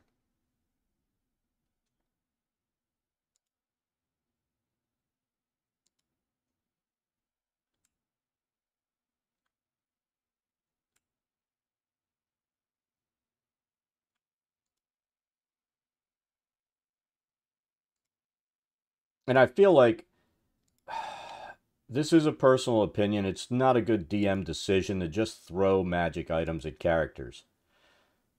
It's not necessary. The monsters and creatures in the game as they level up are not that powerful. I mean, you really have to blow up stats on things and do some crazy shit to even put the characters in jeopardy unless they do something really stupid. And let's face it, you're gonna have times when you're playing with groups that are just bad and they're gonna do stupid things all the fucking time. But that's not your problem. You don't solve bad play by giving them items.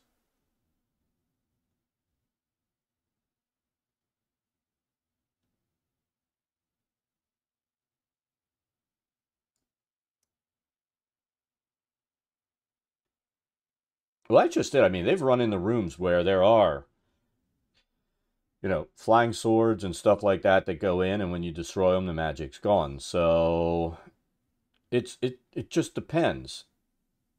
There are reasons to have it in there, but it's usually, those flying swords and stuff are a trap.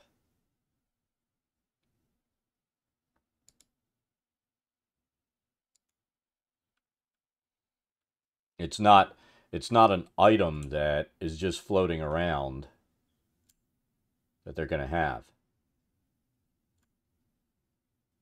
So we're going to put this in and then see what it looks like down below.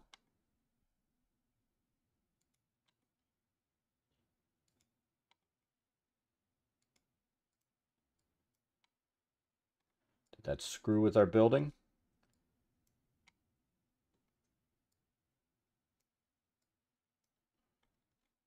So, I don't know. Are we happy with that? Not necessarily, but I mean that gives us our tub, and I feel like doing one level down, it's not going to be deep enough. If only I could fill this with water, that would be awesome. But that's not a thing.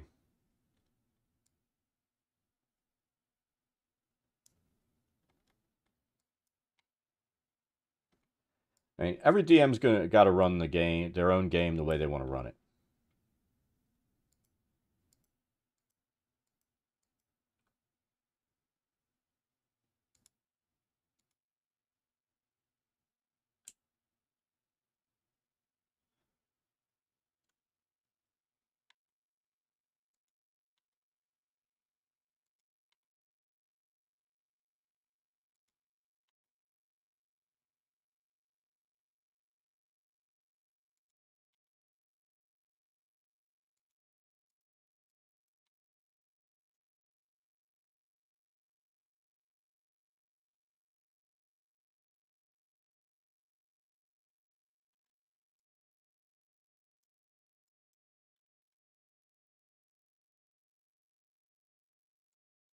Of course, by the time you get down to this level, that's not going to affect anything.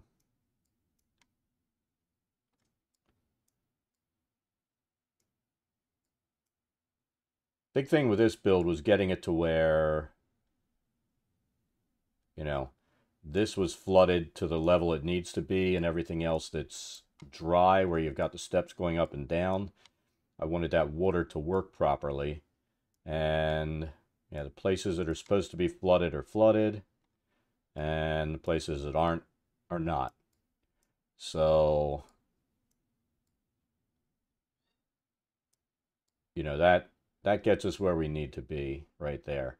And I'm fine with that thing being up top. And we're going to end up closing and boxing this thing in when we're done.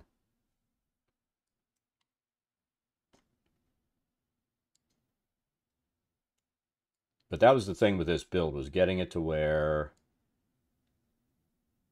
the floodplain was where it needed to be. And I really wanted to be able to have it so they stepped down into the dungeon from here. If only I could fill this in with water, that would be lovely, but there are no water tiles. That'd be really nice if there were like something that just looked like acrylic blocks or something could be placed in here and make it look like there's water. That's my wish list right there.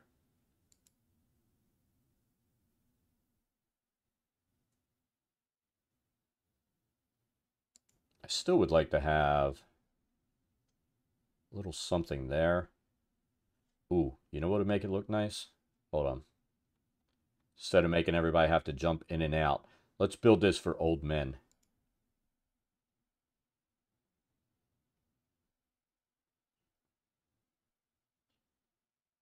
Let's put in here what Dad would need to get in.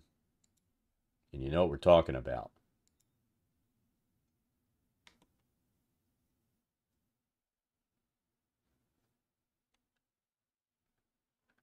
All right, so let's take it down one.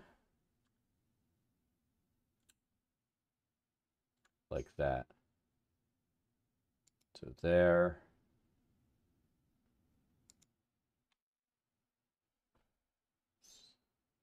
Yeah, if you're an old guy, you know what I'm talking about, man. You gotta have something that makes it easy to get into this thing.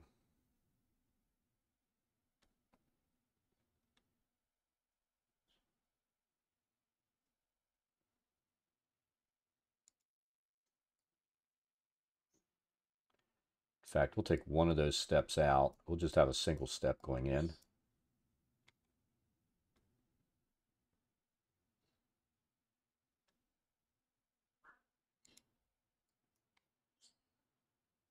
I like that idea. One step.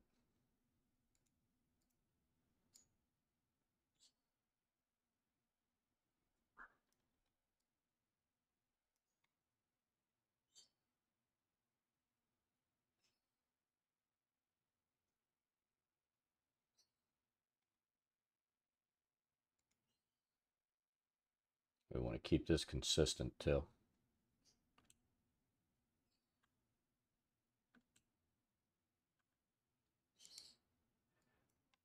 Entry on the same sides.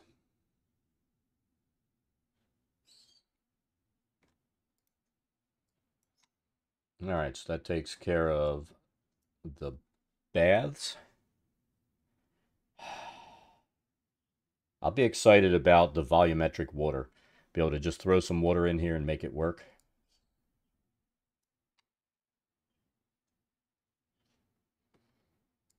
So there's our interior kind of set. Let's build up this top. And I tell you what, we're gonna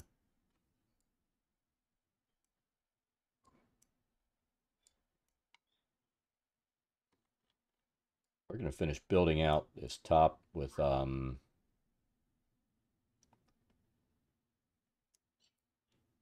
the ground and all.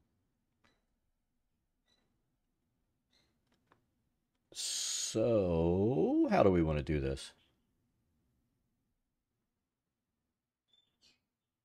Yeah.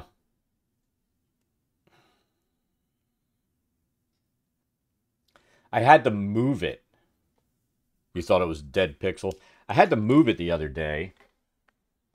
You know, and every time you do that, let's see it.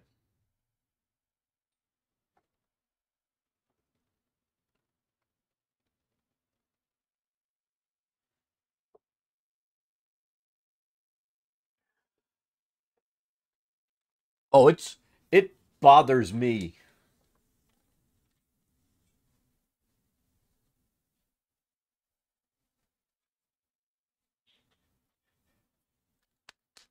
That'll take care of it. My screen clamp. There we go. And now keep it. It tends. I've got an overhead, a ceiling fan going, and it tends to make it move a little bit.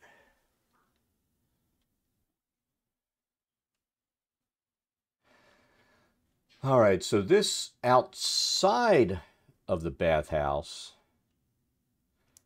is all a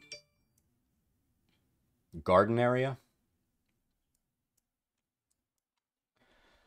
So I think we'll go ahead and take care of that. Then we're going to look at a description of what's outside of it, and we might even put a few buildings and stuff around it. We're not going to build out the buildings, but we're gonna finish the scene, which I didn't plan on doing.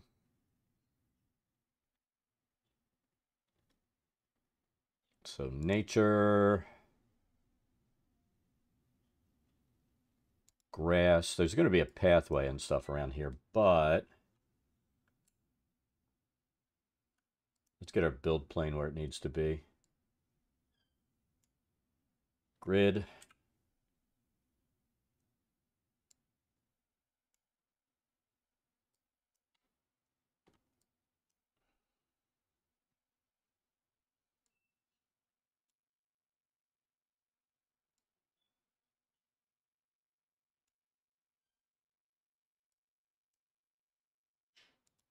Build light. Come on, move. There it is. So that'll be our build plane for this grass.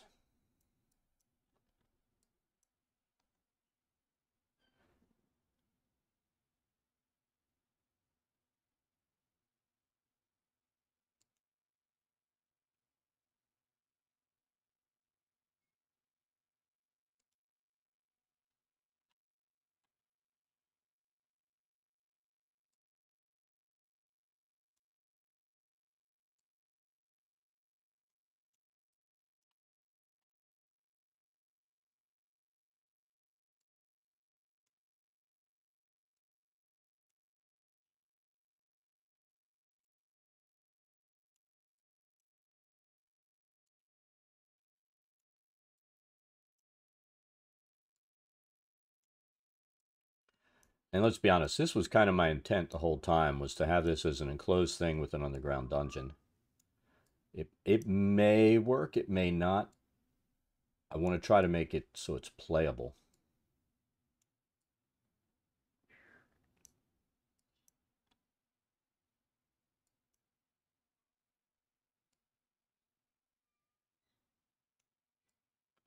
And a lot of these tiles are going to end up getting converted, probably to cobblestone or whatever the streets are made from.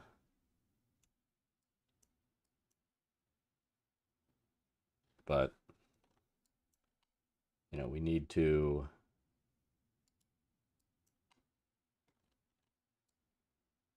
get this.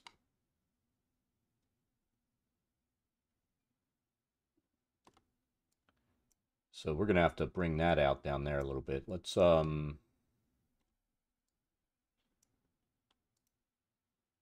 this. So this will be the outside right here.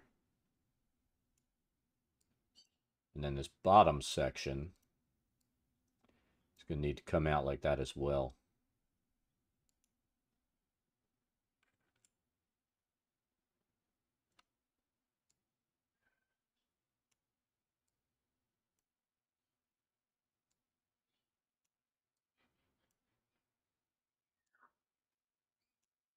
Let's see if that lines up. It does. So that'll be the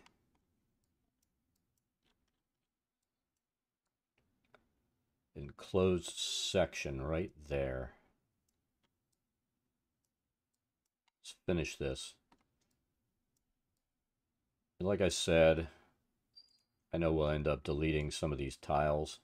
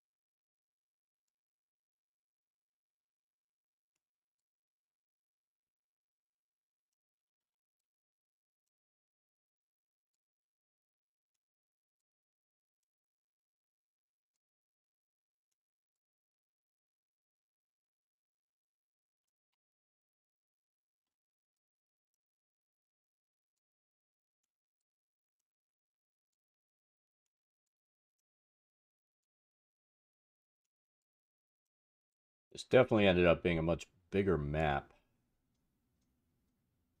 than I anticipated.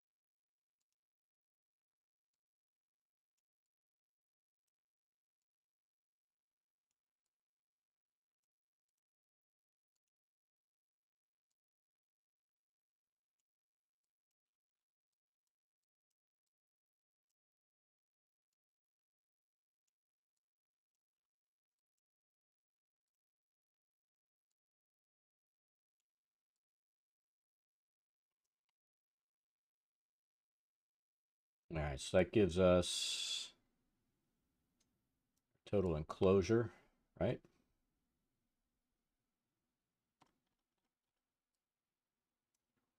These both over top of each other.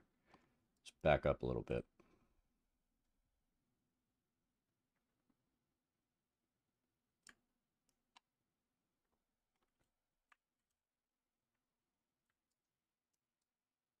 Yeah.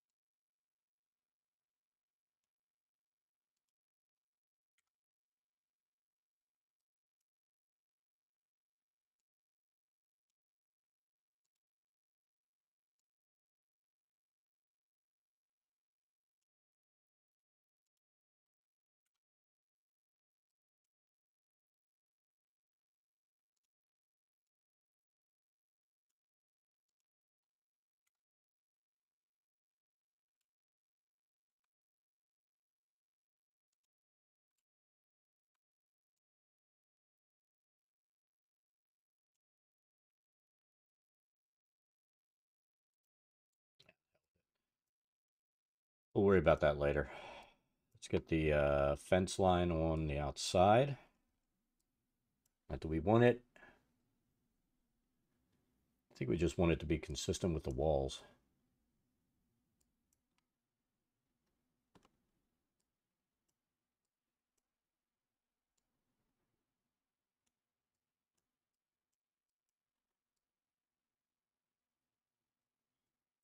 And then we'll start worrying about, I think we're going to decorate top down. This is the only decoration that we wanted to start up here to see if we could make the massage table the way we wanted it. It's not perfect, but it'll work. All right, so this is supposed to be. We're going to make it. Well, it's definitely going to be bigger than it's supposed to be. There are no ifs, ands, or buts about that.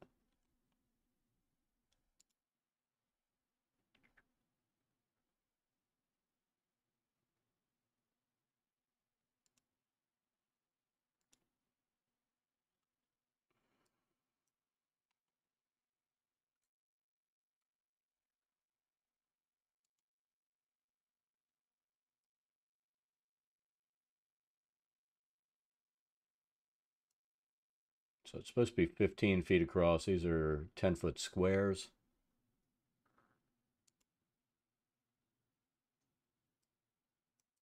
Give 3 cats a pill. I wouldn't want to give 1 cat a pill. That just sounds like no fun at all.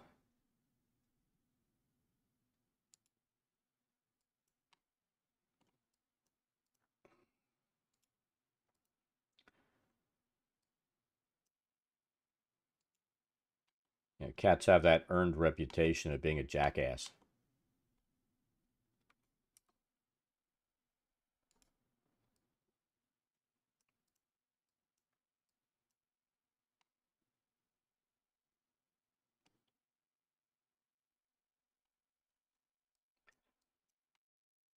So you tried like pill poppers. Are they really big? The pills themselves?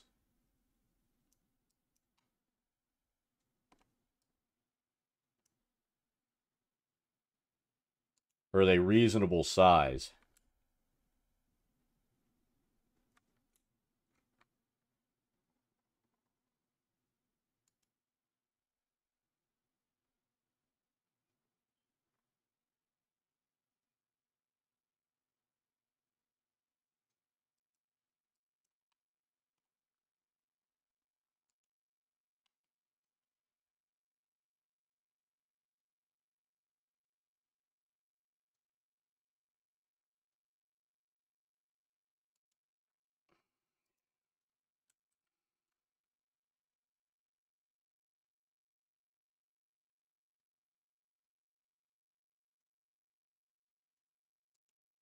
Yeah, that's always the issue with pills. Are they reasonable in size?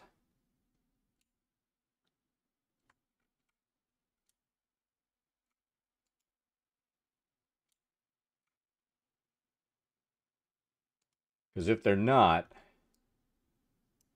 the critter's just going to be like, nope, not having any parts of that crap.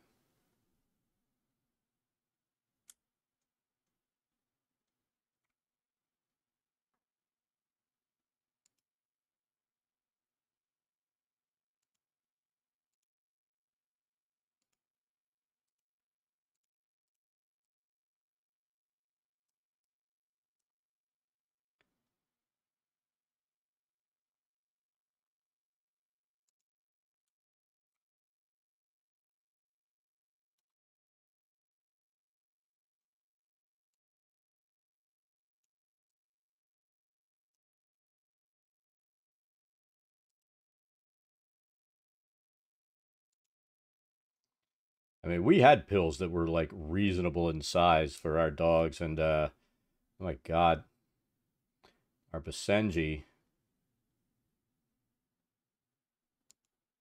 she was a fucking nightmare.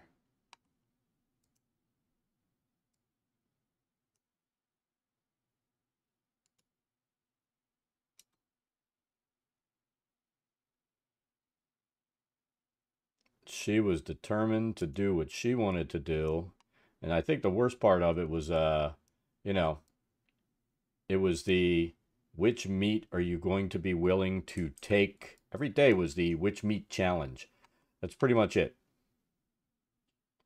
Which meat will you be willing to eat your pills in today? And the which meat challenge is not fun.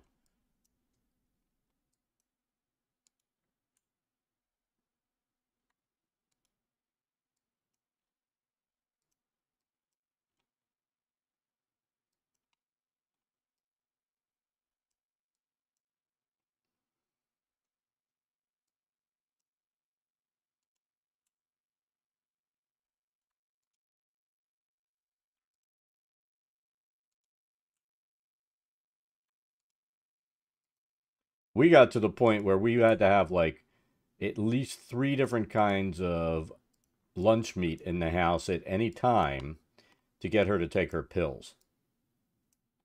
So you'd try and she'd be like, spit it out. Next one, spit it out. The next one, chew around it, spit it out. You know, like she's pitting a fucking olive or something. Drove me crazy.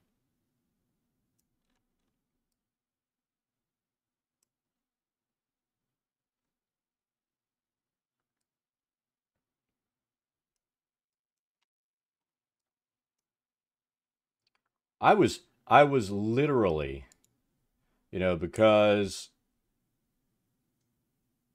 with the pup needing all these pills, she was on 7 different medications between heart pain and all kinds of stuff. So every day we had to give her all these pills. I would, like, every other week, I would do a roast on the grill for them. I'd slice it on my deli slicer I have in the house, and then I'd cut it so that it was in strips that I could wrap the pill in. And I would take, the food that looks like pate. I would swipe that on the freaking meat so it glued the pill in, put the pill in, roll it, and then roll it down, and the pate would act like glue so it wouldn't unroll. And then you give it to her, and that would work for a week. And then she'd decide, well, if I don't like this meat, or she'd feel the pill in there, and you'd see her start going like this, spit the pill out and eat the meat. And oh my god, she drove me insane.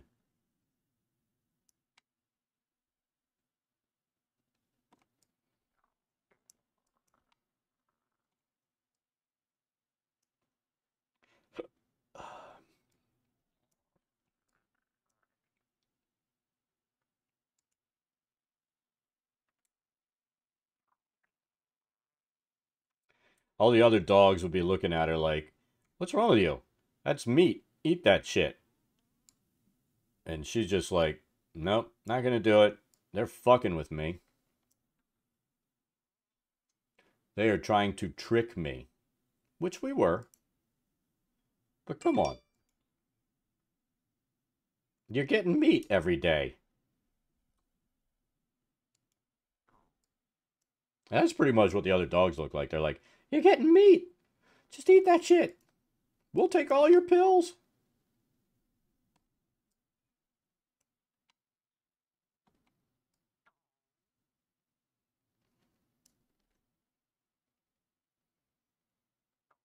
Scamming your wife for more meat. That is quite possible.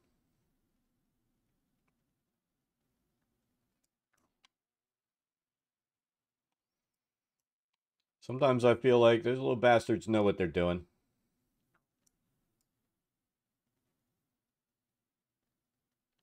All right, so I'm going to just run the wall all the way down and we'll break out the piece that we need to put a door in. Then we're going to probably break some of these blocks out and find a path and run it in there.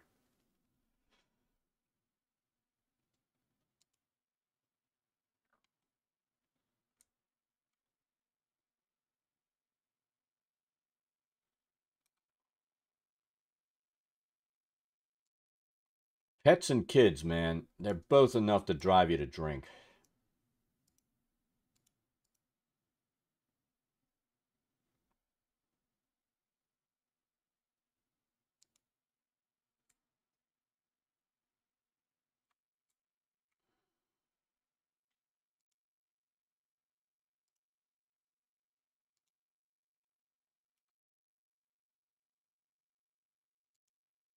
Now, my jelly, I would never have said that about her. She was perfect.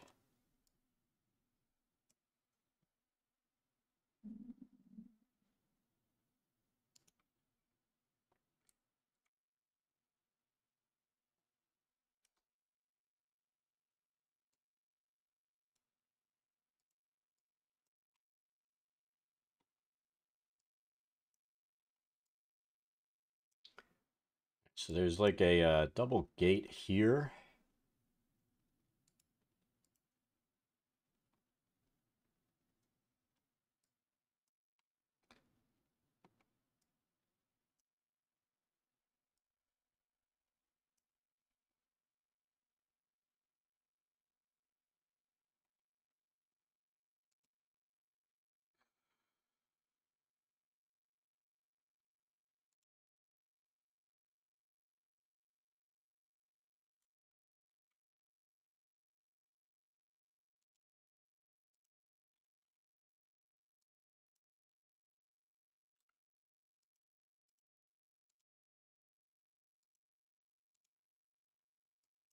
Perfect.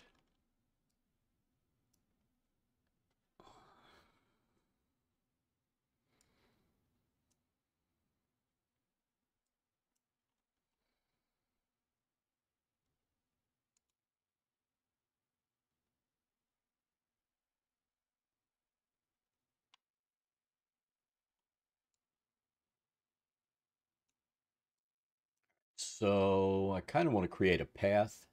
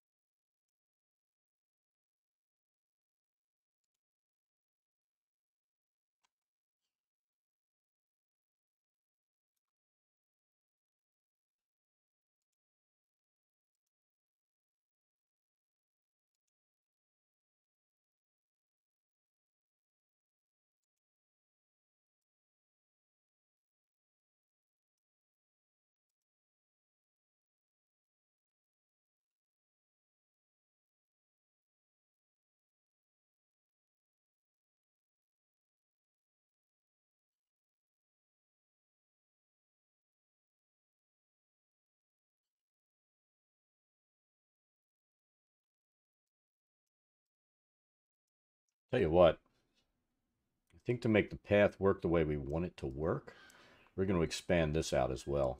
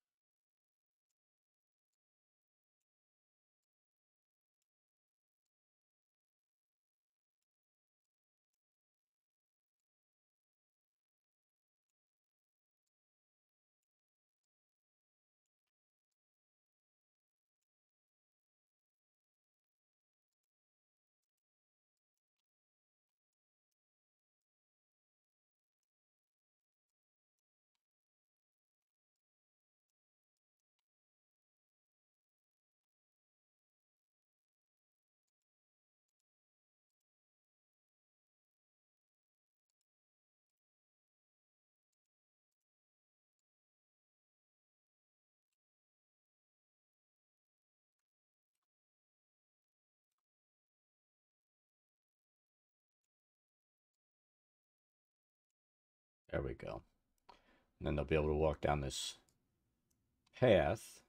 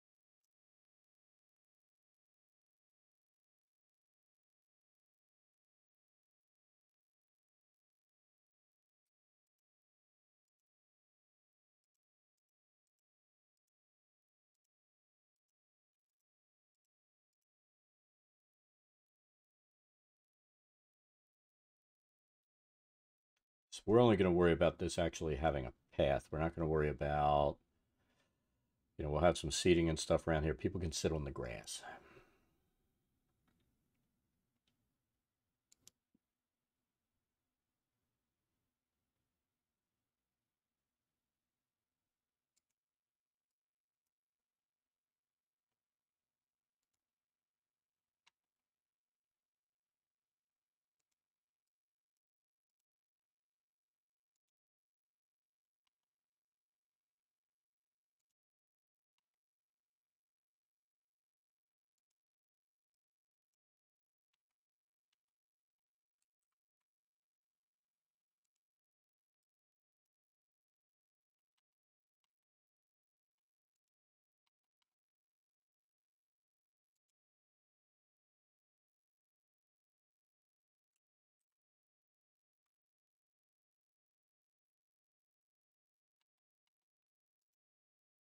Did we really just build that below?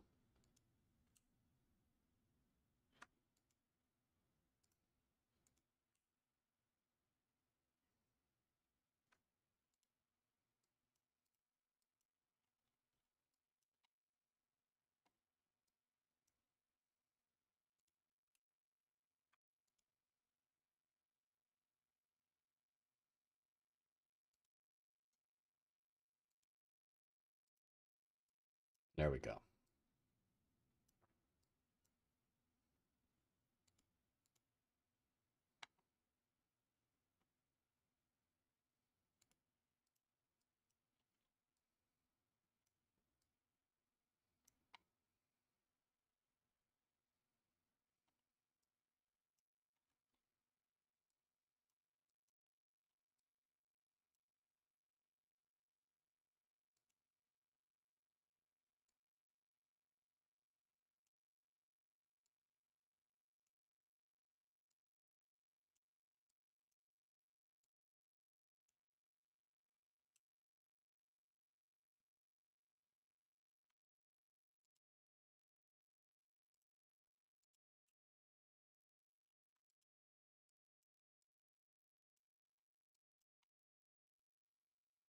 So there's our path.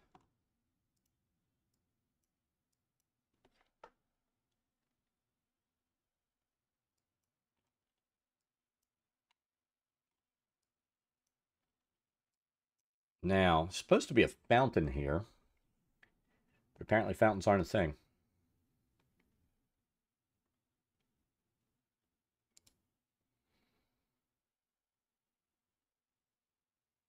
Miscellaneous exterior, let's see.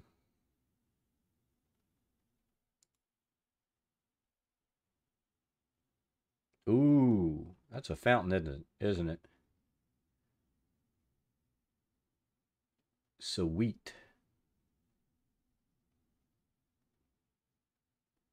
Can we make this work? What happens if we put it there?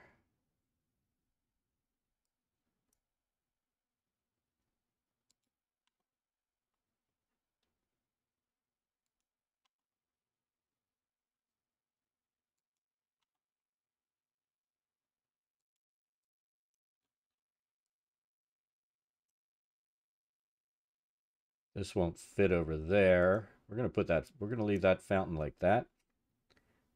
That's fine. Fountains are a thing, but they are fucking huge.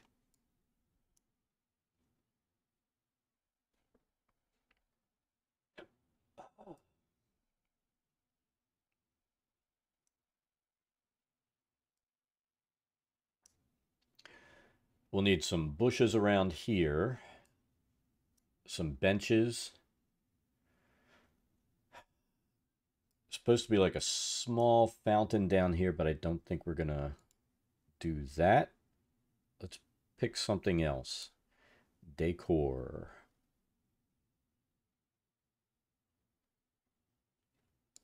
Statue. Castle. Farm. Nope. Miscellaneous interior. So I guess we could put like a decorative thing there. could actually do this. Let's let's kind of center it on this zone because we're going to do some gardening there. And then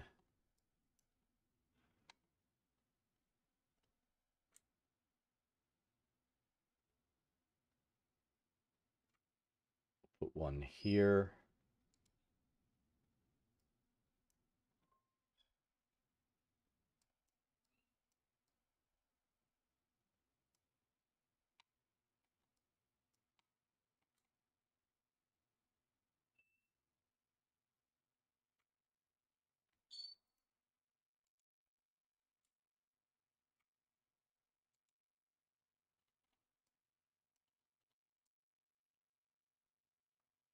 Fountain is big ass and gaudy, isn't it? But we're going to keep it there. I mean, to really make that fit well, we needed to make this even bigger, but we're not doing that.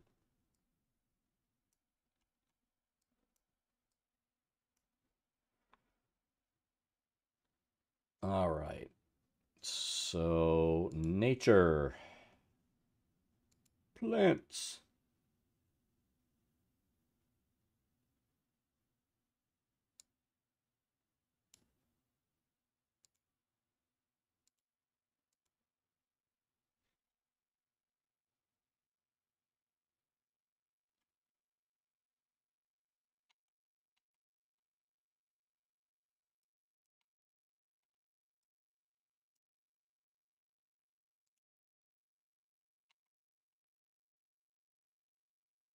It looks like a leaf stack, not like a plant.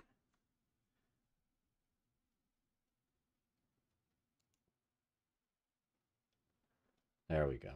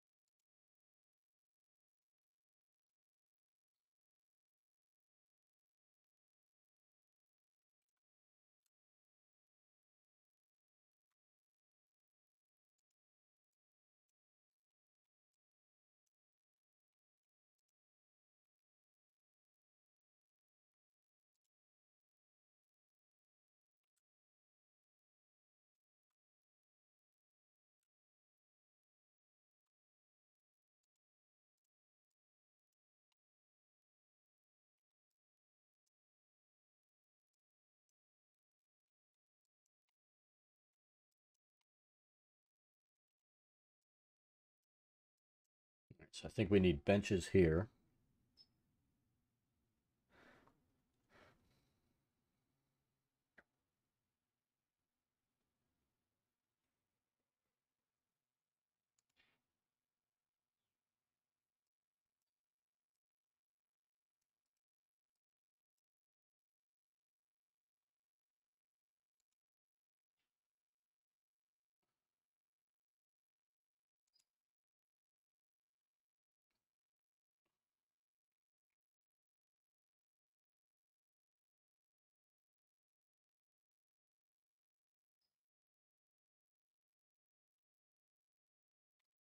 That sounds odd. A rabbit folk monk.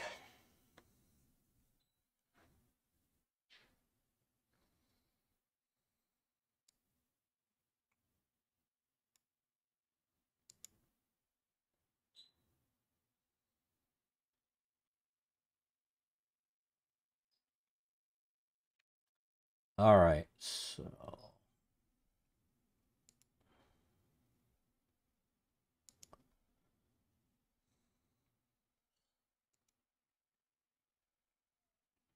we're seeing if miscellaneous exterior has any type of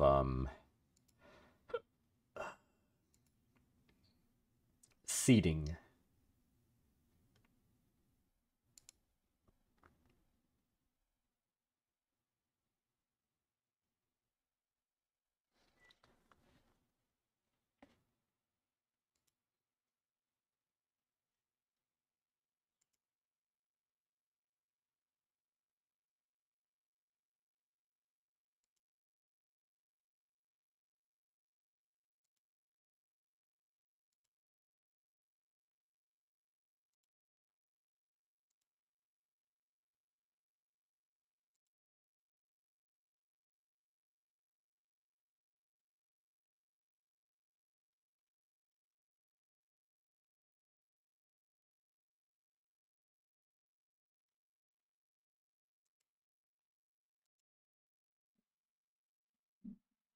No seating there.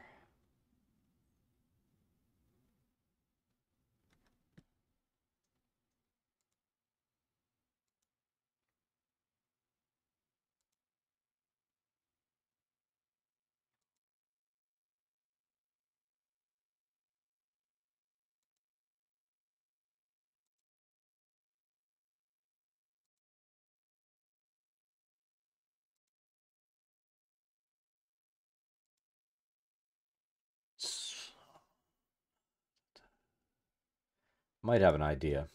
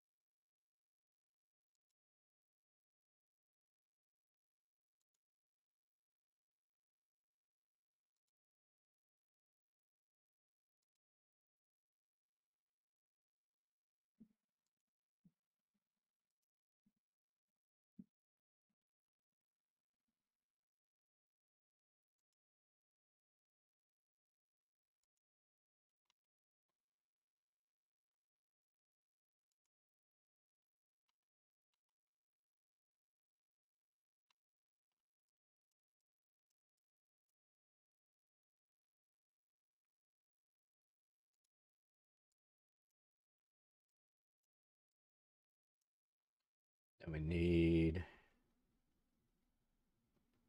bench, bench,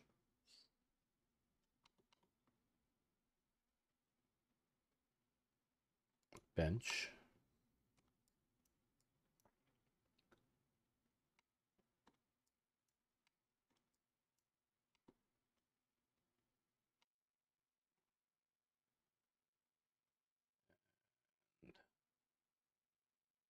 Bench.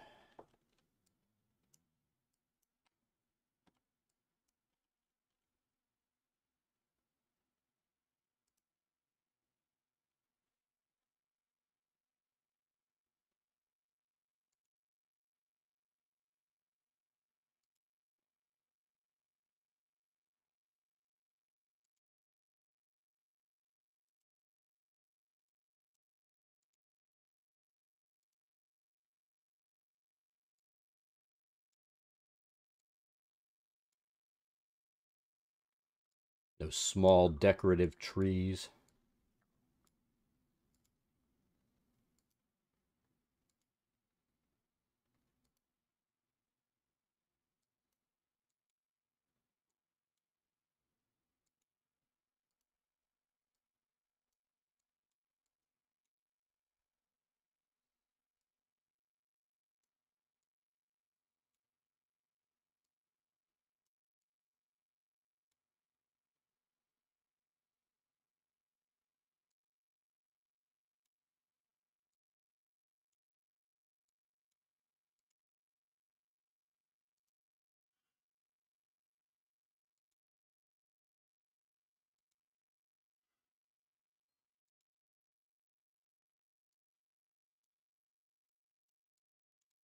Shit.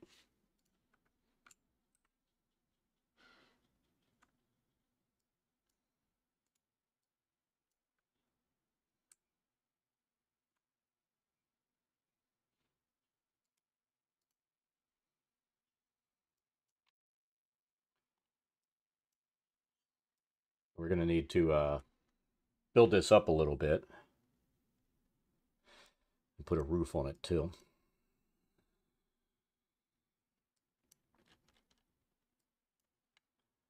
So I think we're going to do that now.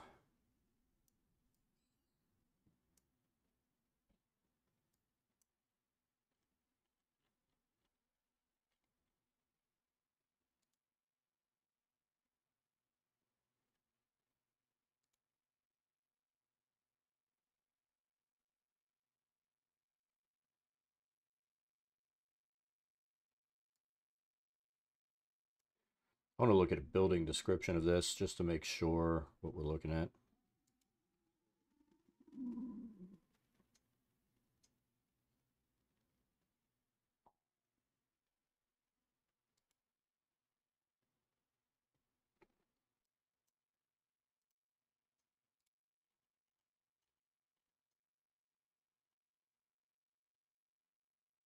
One-story stuccoed building with stained glass windows and clay roof tiles. 10-foot tall walls enclose a large courtyard.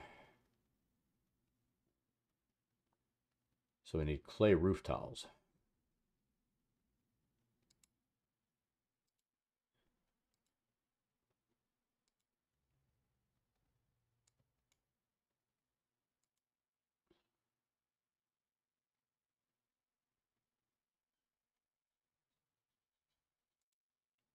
The tavern has not clay roof tiles. Rural has this.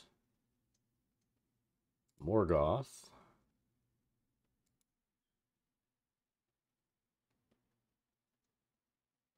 is much closer. Redwall series.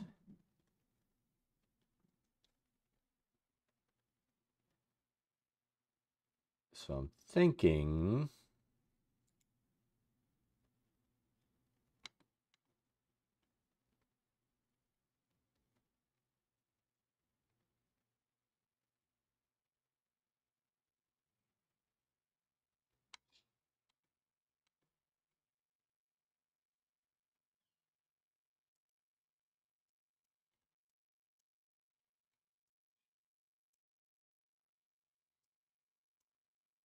I don't know, I'm thinking, even though it's a one-story building, we're going to two-story the walls. Maybe.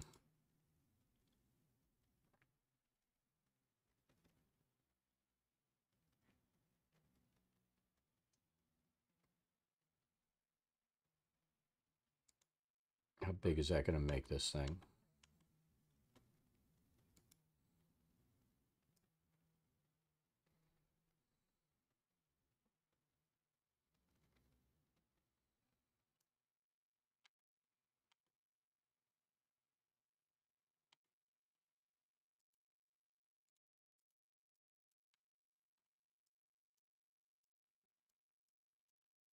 Take that corner off.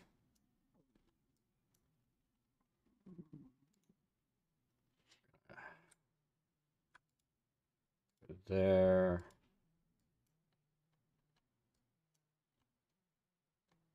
Oh no.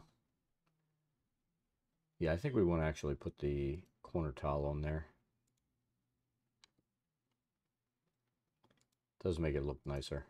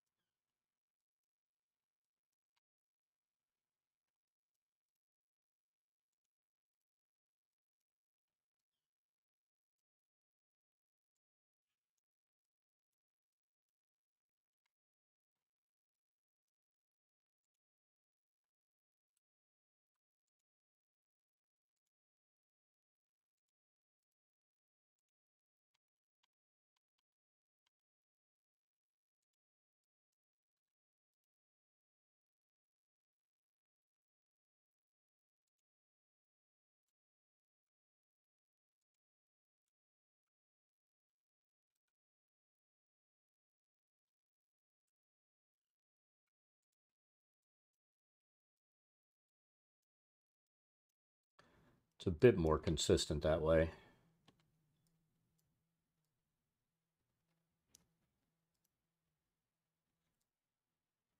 So do we build it up or leave it as described at single story?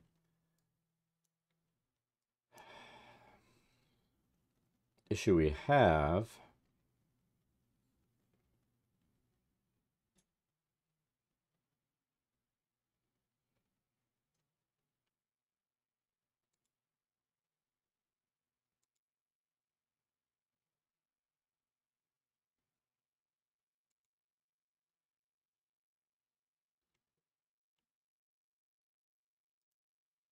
here's the thing, we could do this, right?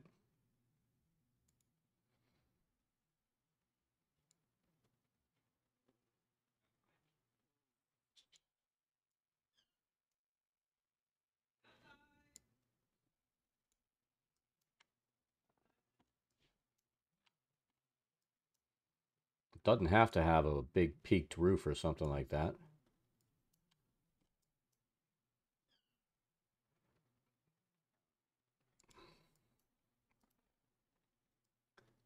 Or a sloped roof even.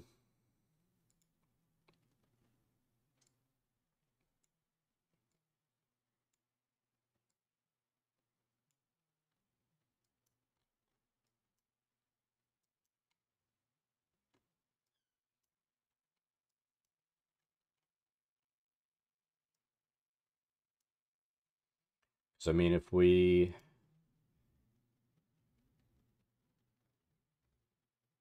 went in and did this,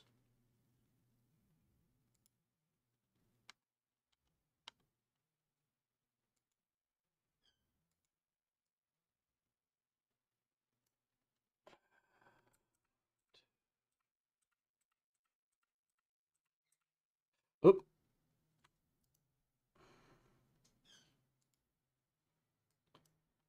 So I'm not, you know what? I think we can do it this way. Let's,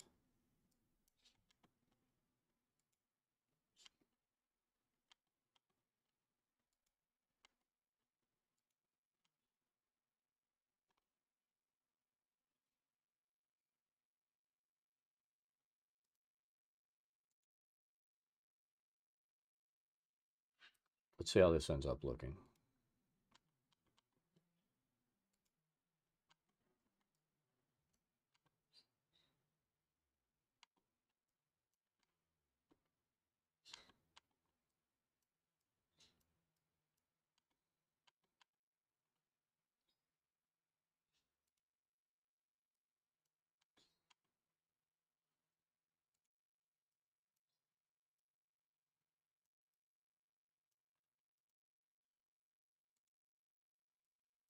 So if we do it this way,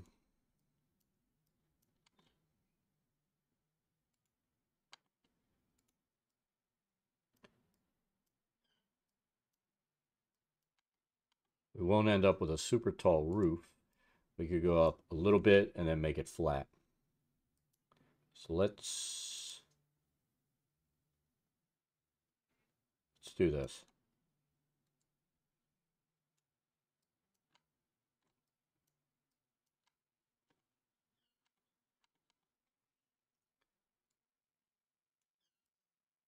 I mean, this is a cultist kind of bathhouse.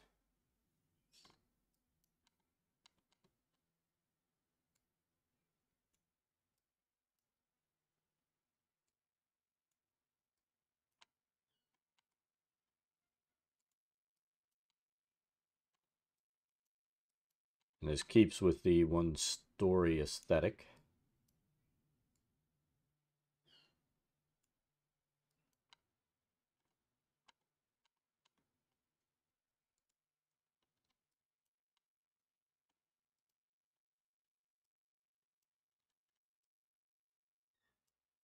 And then we'll do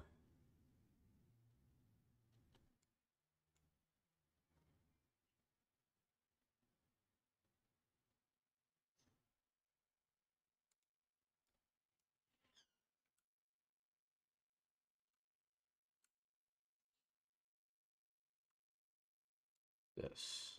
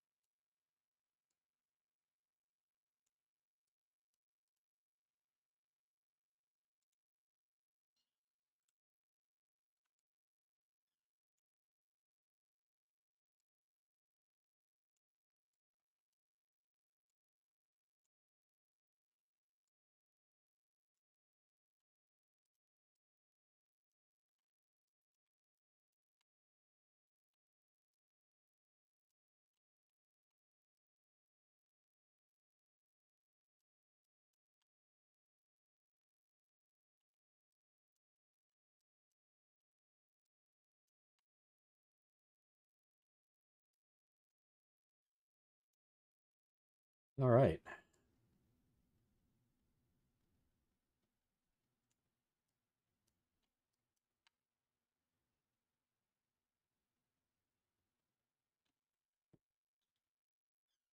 So that gets to where we have our roof on, top building done. We have a lot of work to do yet. So let's find some pillars here.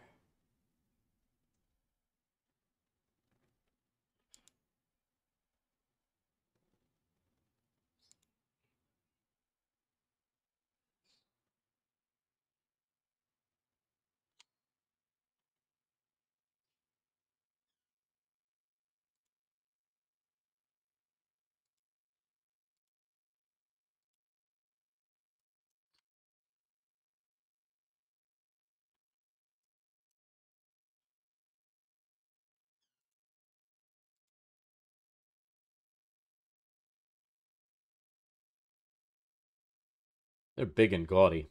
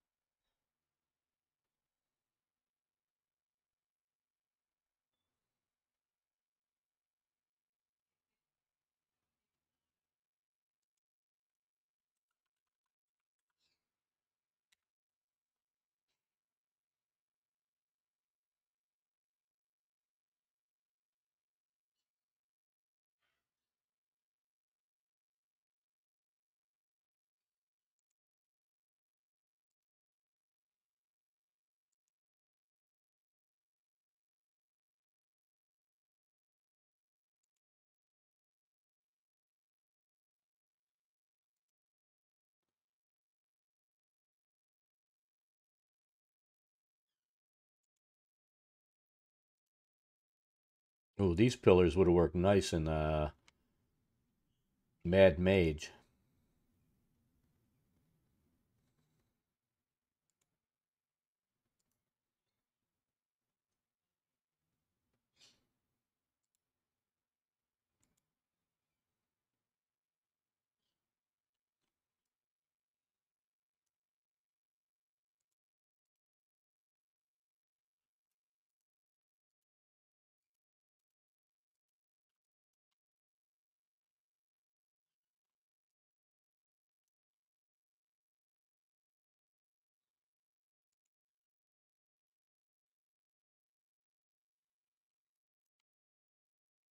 Let's see, we need 6 of them.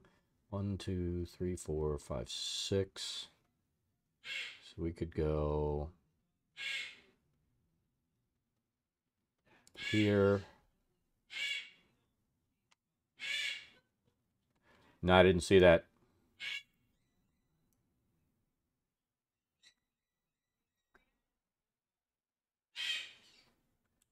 Fucking bird.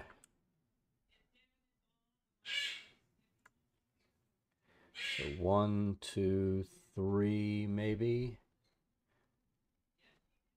1,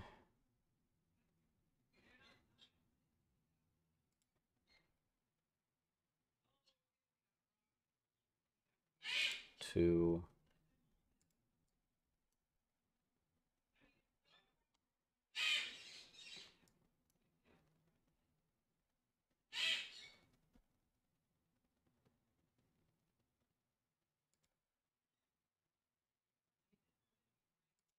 3.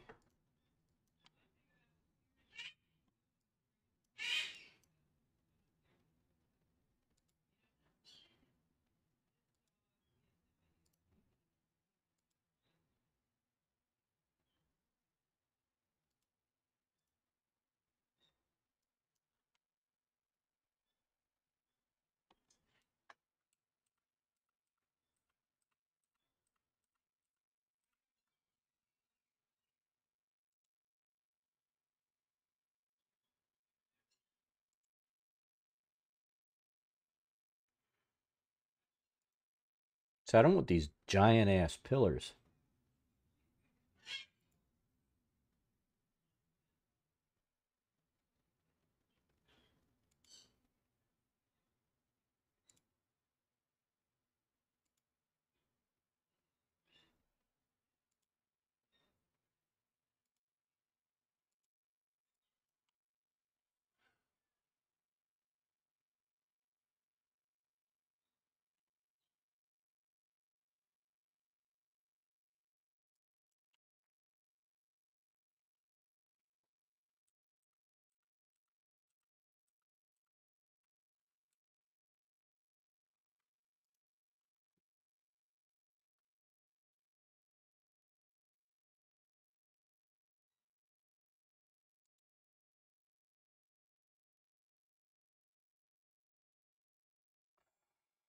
I feel like we're stuck with putting these things in.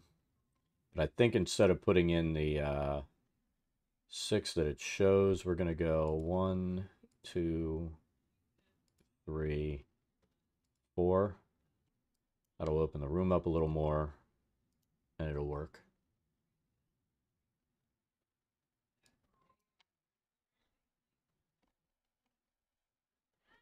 And let's look at the D2 description.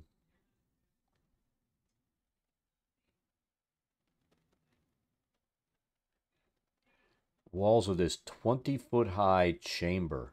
So this really does... See, it says it's a 1-story building, but it's a really big 1-story building. All right, fuck this.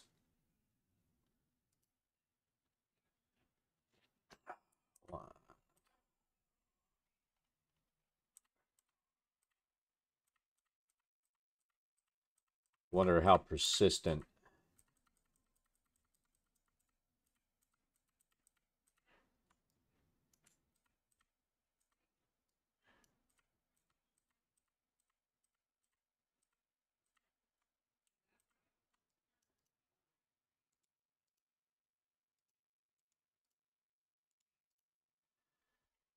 So that answers my question right there.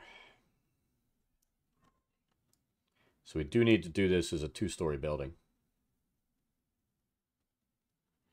You thought the bird was outside your house.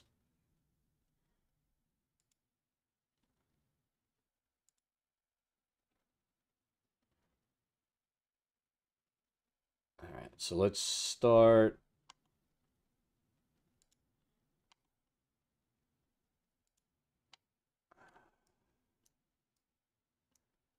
Adding our corners.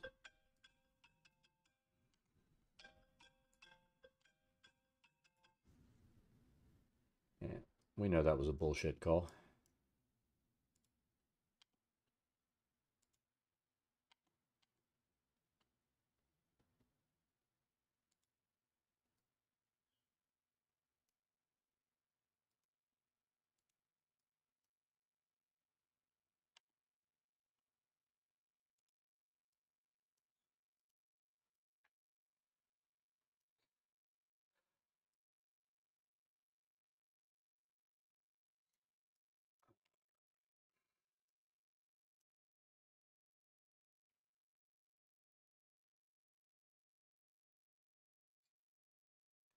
Let's start by putting our 2x1s.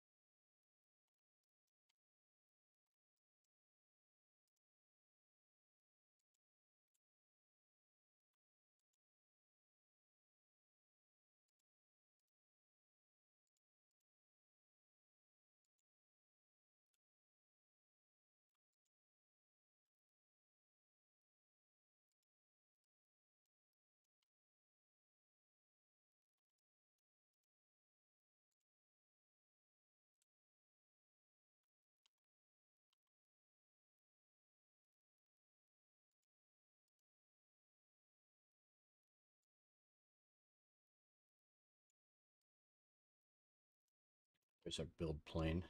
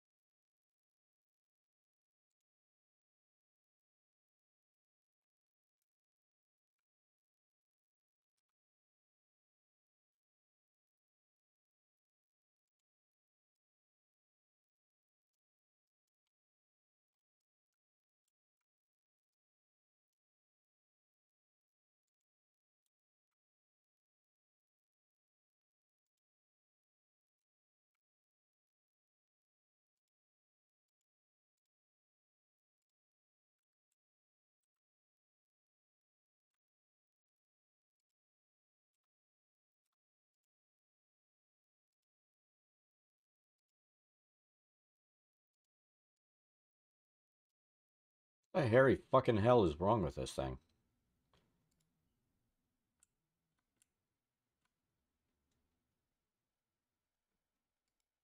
There we go.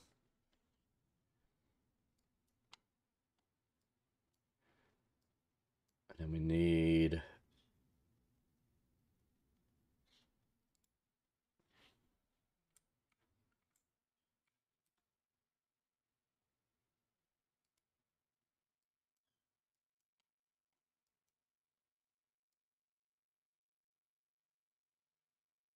So that works there.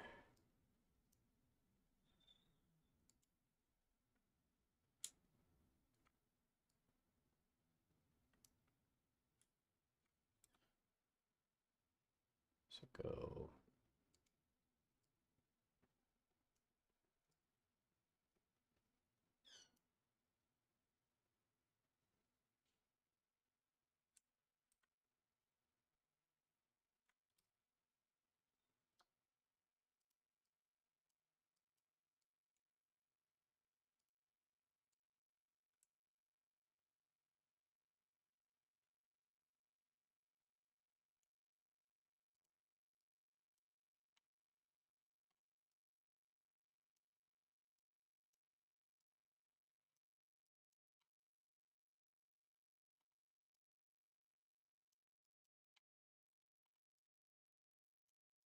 Did we build this whole wall out too far?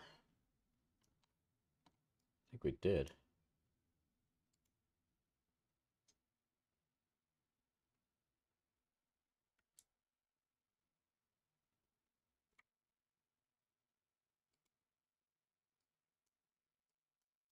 Oh.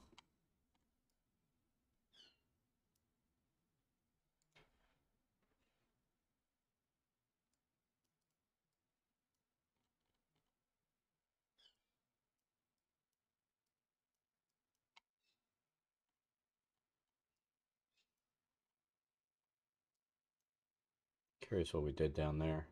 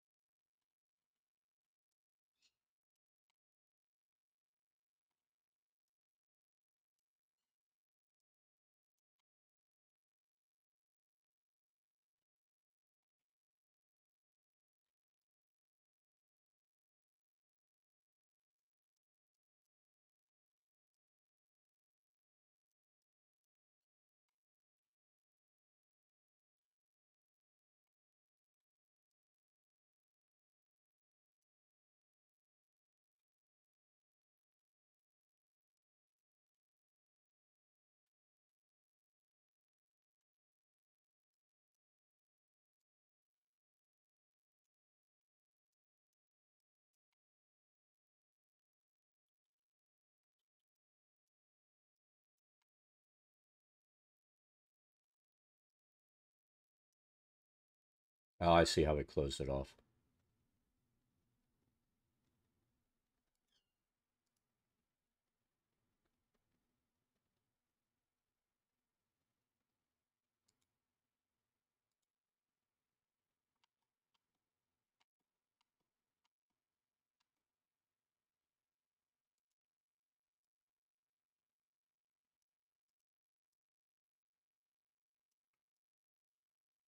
All right, we're good.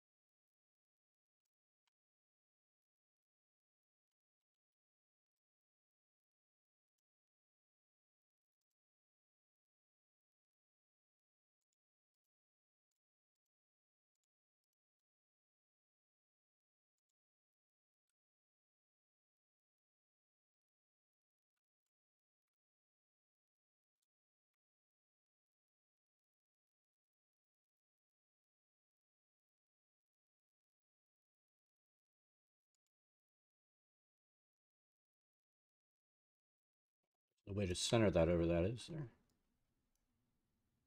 Yeah, there is. No, there's not.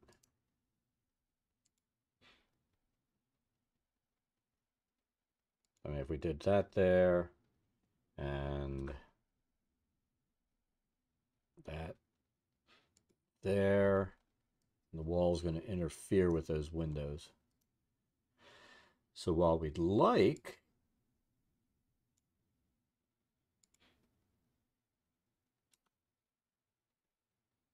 like that to work,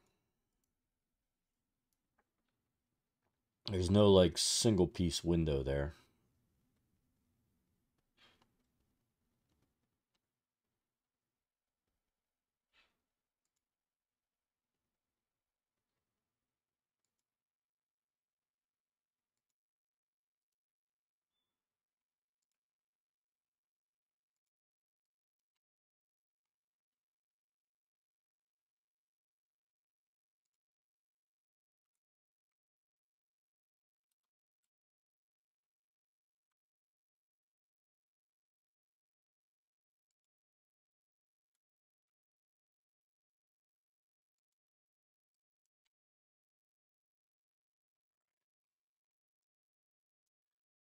Just make sure there's nothing gimpy in this build. And there is. A little bit there.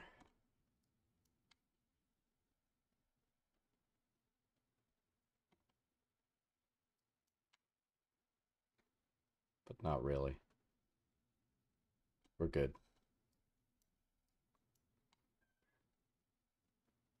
Now we've got the 2 stories it calls for. Need to do that real quick.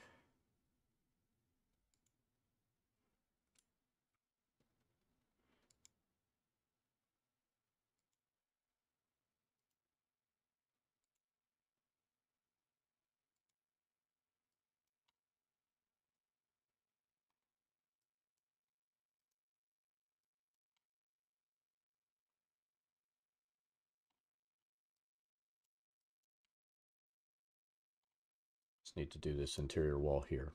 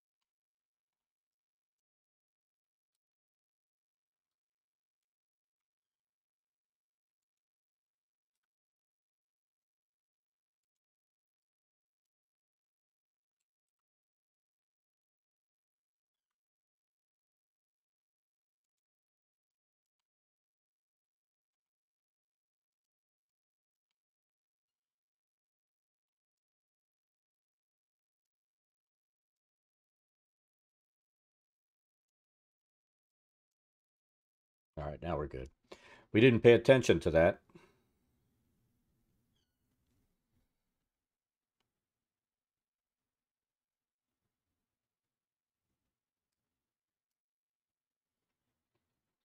We're not using this on this build, so we can get rid of that, that, and that. Because we're done with that on the bottom part.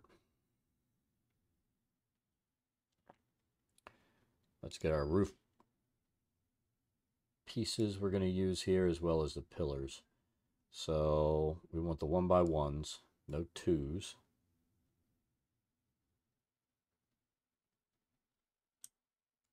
So corner, corner, roof. And where's our flat?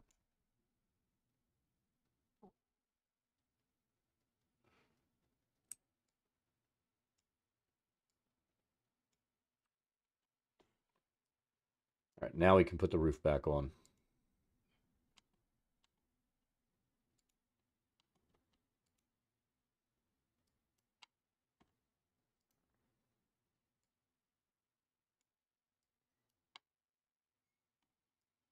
You're going to be like, where was that? Where'd it go? God damn it.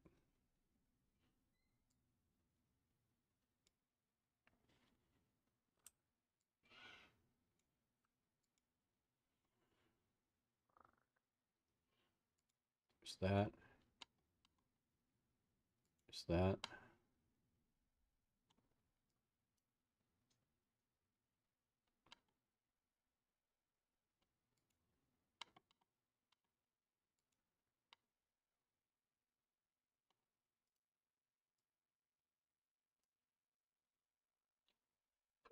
We need our outside corners.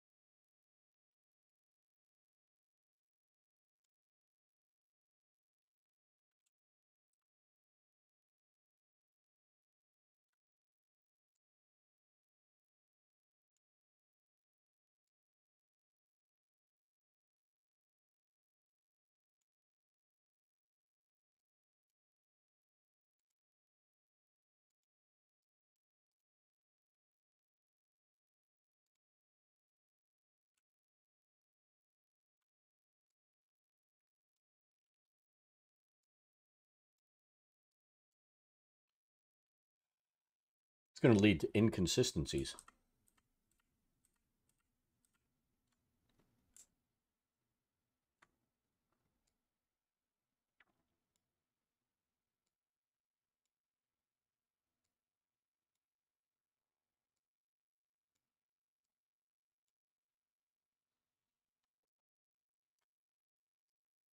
All right.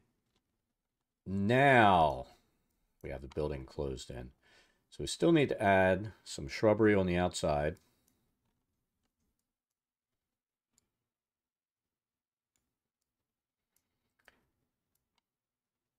We need our pillars in here. Like I said, let's see, 20-foot high pillared chamber, adorned with frescoes of bathing royalty. We don't have that. Natural light streams through stained glass windows, creating colorful patterns on the tiles. Can't do anything about that.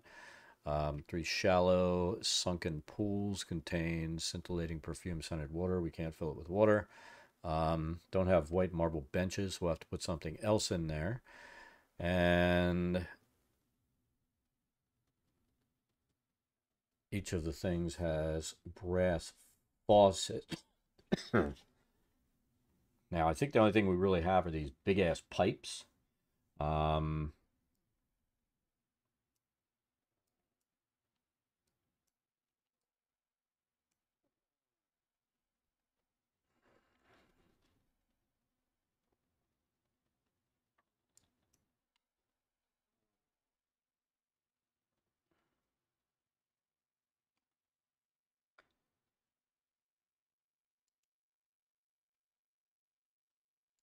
let's see if we have anything we could put in there that's not a big-ass pipe.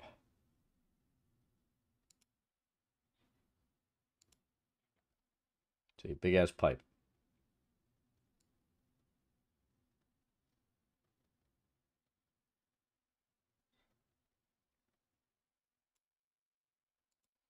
See, these things are just big.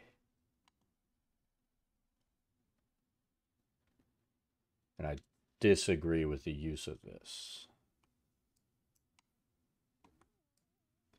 Unless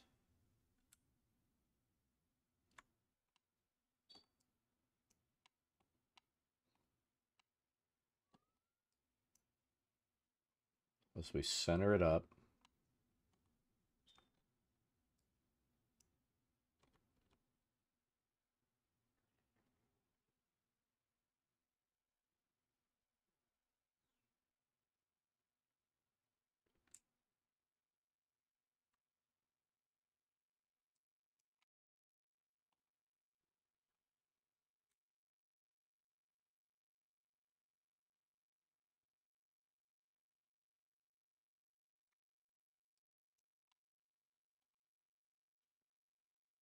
We could do that.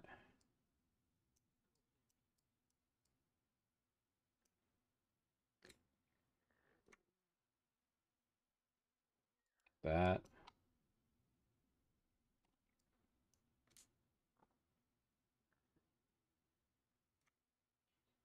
And that.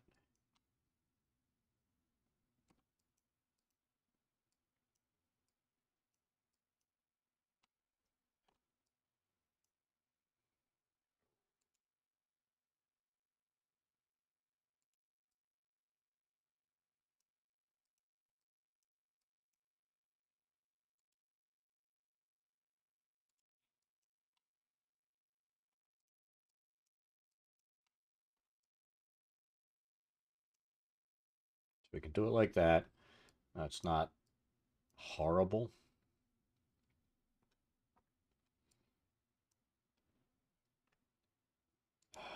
Let's see. Bench.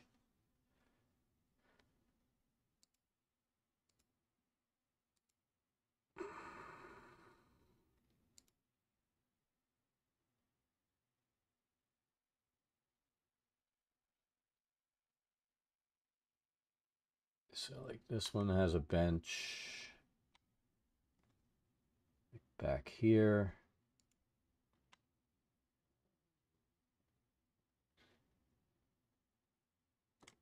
This one has a bench, same place, back there.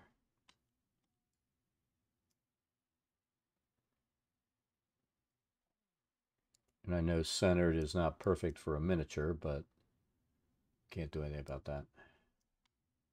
And then this one is a bench right here.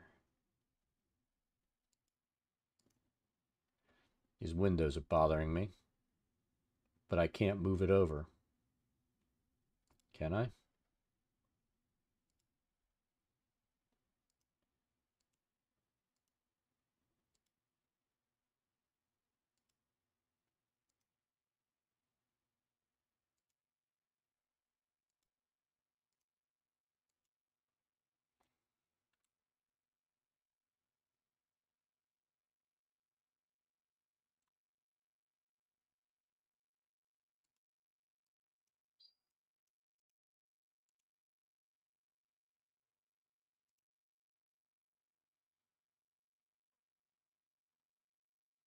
So we can do this. Castle.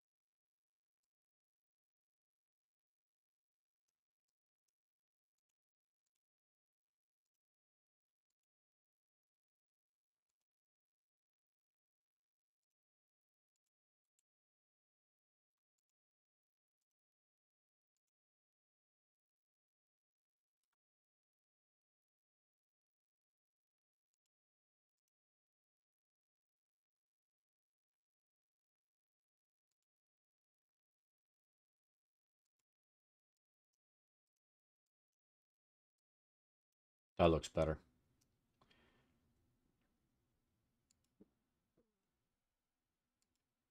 There's our bench.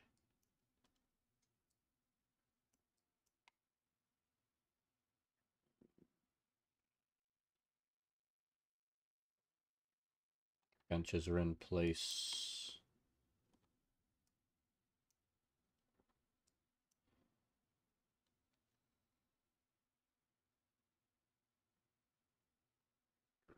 It's going to stay the way it is. That'll stay the way it is.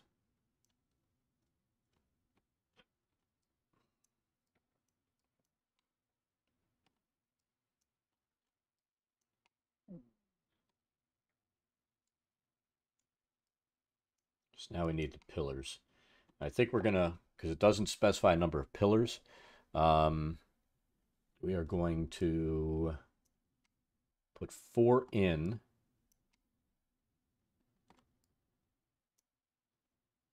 Like here and here.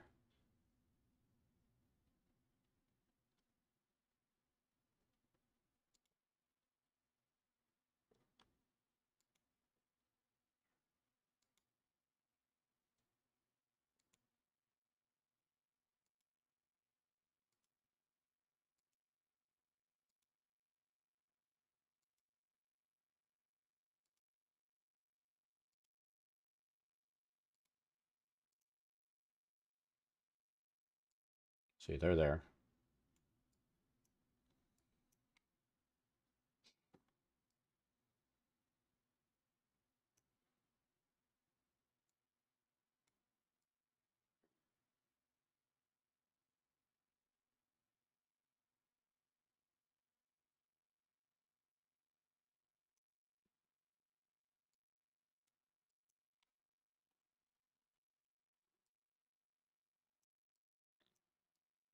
And it actually does go up and support the roof, doesn't it?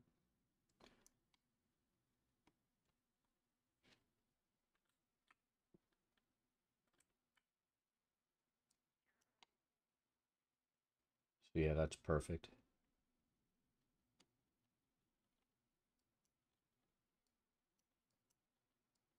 What's going on here? There we go.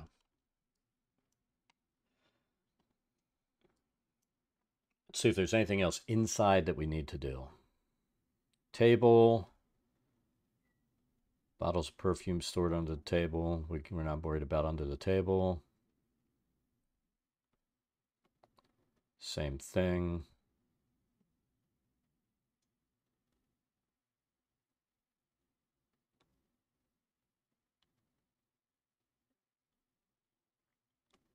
Dungeon's room or hewn limestone unlit, so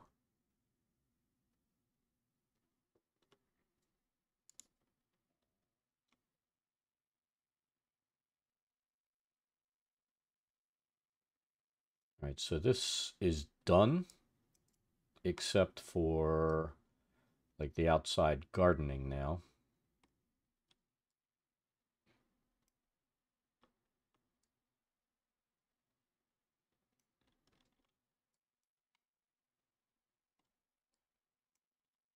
Feel like we got a fair bit done on this.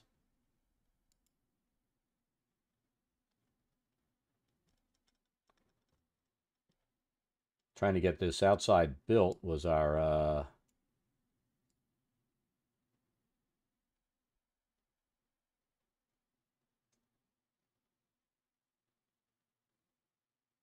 challenge for the day. Finish getting those walls, design the rooms, build the tubs. So we need to finish taking care of the gardens the next time. And then we can come into the dungeon and do what we need to do here.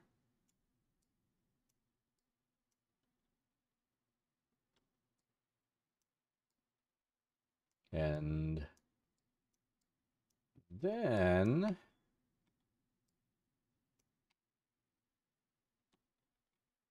we'll close this whole thing in.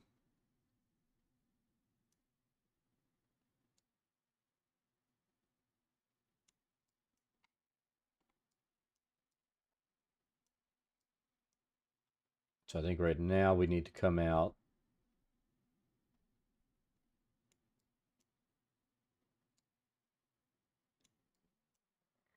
like over here.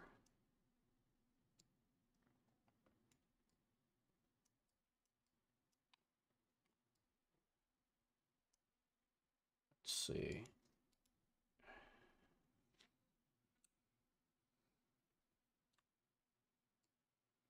Go down there. Then I think we need a one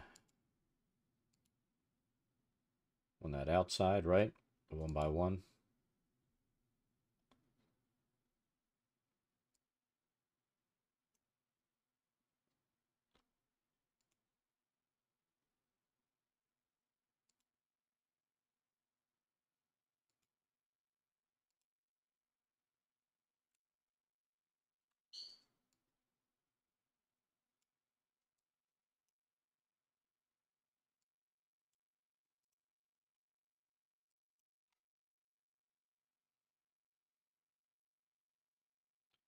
That's even.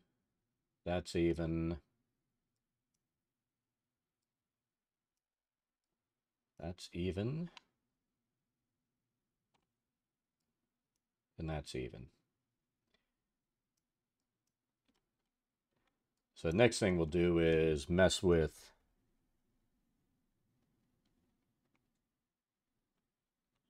boxing this thing in.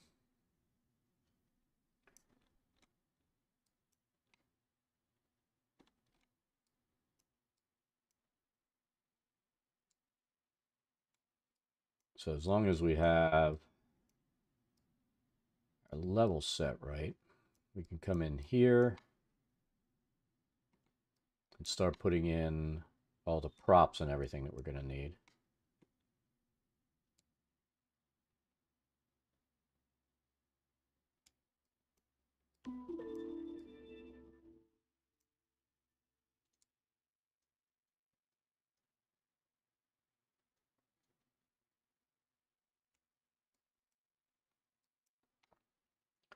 Those are all our corridors.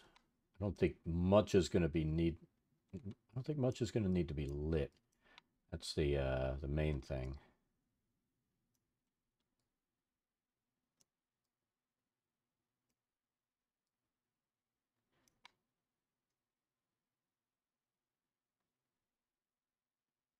So we're good.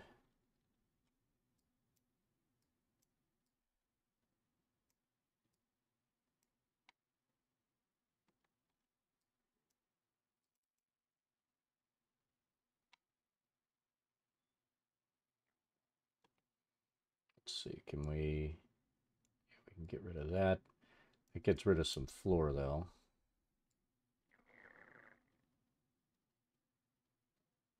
Oh, that gets rid of that.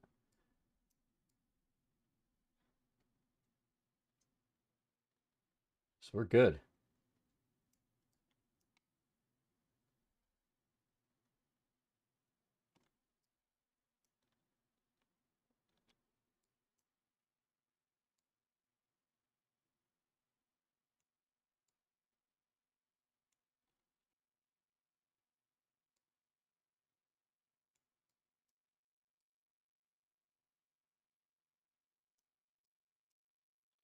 Like I said, I think we're gonna we'll look at a description of the area that this thing is in.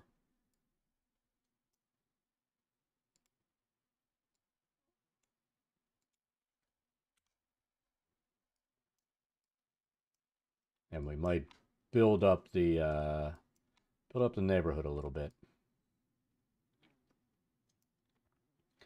Not much, but a little bit. This will need to cobble the street.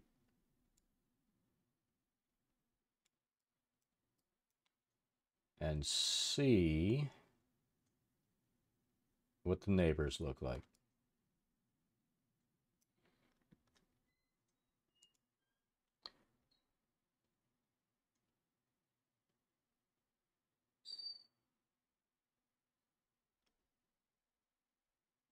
Stained glass windows, clear tall walls.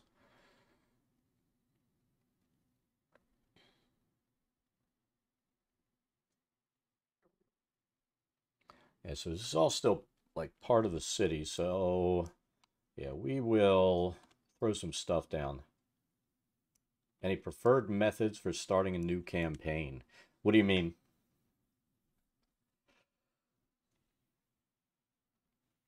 As far as getting them what? Drawn in?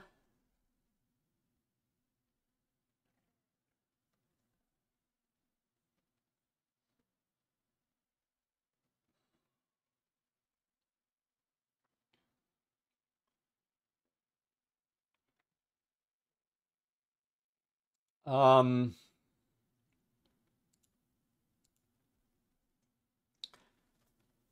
I mean, it's going to depend on the scenario. Um,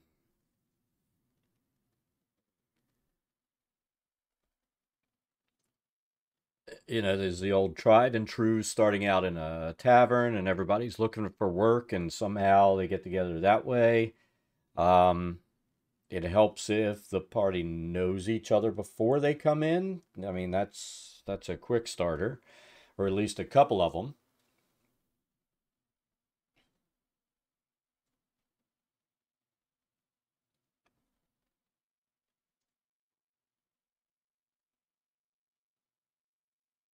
You could always have you've gotten your each party member receives a summons and they don't know anybody and the summons is maybe from a potential employer. They come in and meet and he's like, you've all been called here, and you go from there. There's always this kind of stuff. Yeah, exactly.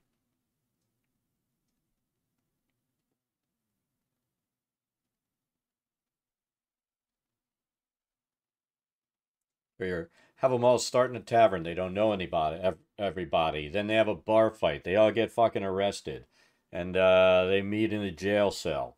Who knows? You can come up with a lot of different ways to have them meet. Um,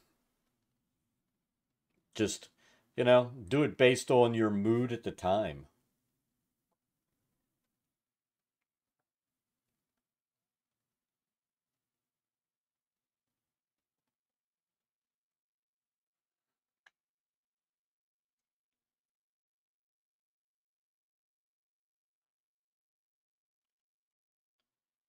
I mean, there's no set way to do it. It just depends on So a lot of times, I mean, if you're running a pre-written, it's going to tell you how they're going to meet, usually. You know, the reason for being there and all that kind of stuff. You know, you're all hired as guards for a merchant caravan. Then an attack hits, and you all, you know, conflict will bring the group together. You've got so many of the old, I guess, tropes or whatever that you can use that you should never want for a reason for them to come together.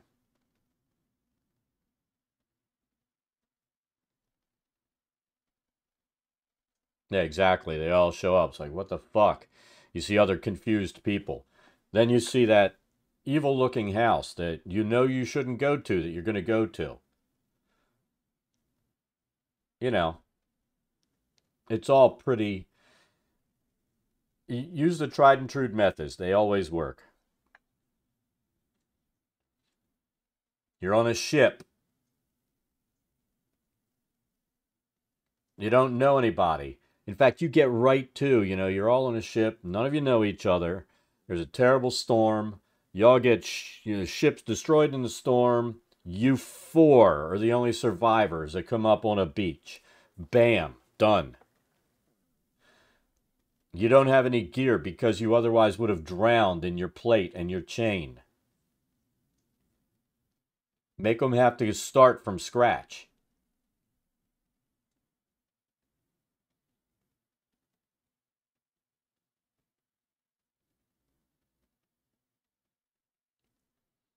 I mean, there's so many ways to do it.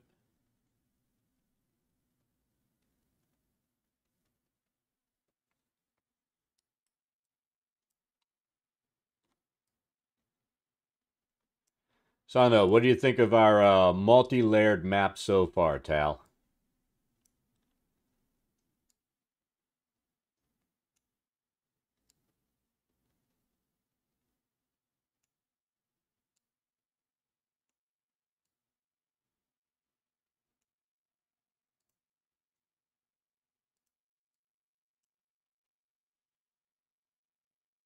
Let's get the build plane down and let's do that and turn off build.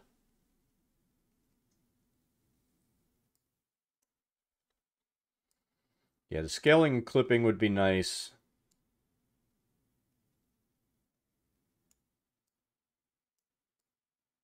I mean, it'll work.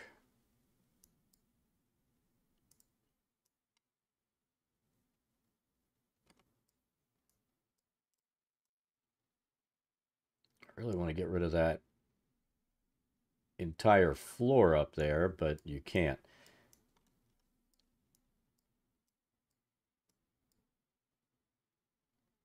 But the players will be able to play inside of here. My issue, I mean, these 5-foot wide corridors, while they're pretty fucking typical in dungeons, when you look at, dropping a miniature in here, this is the only time that I'd say I appreciate the 10-foot corridors.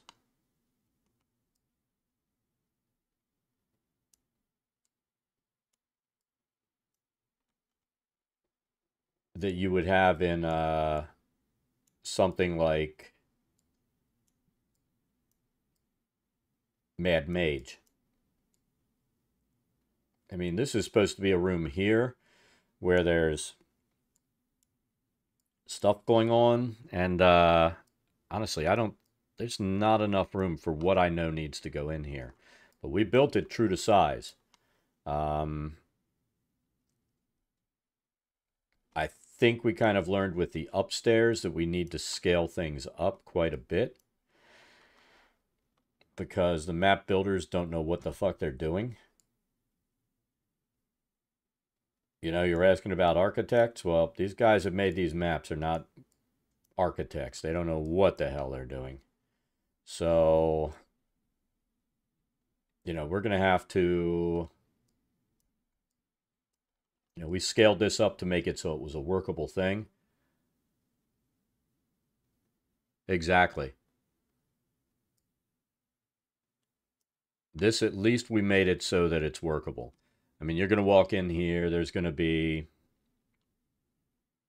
let's see, let's find our commoner.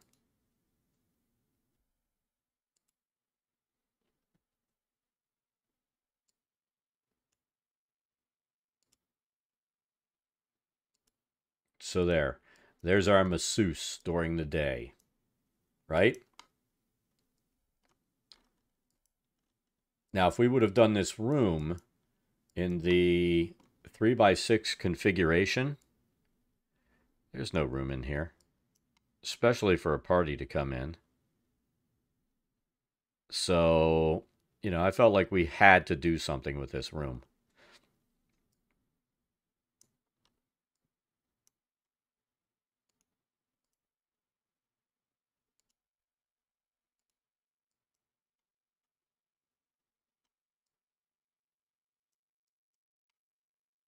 And then at night, there's a freaking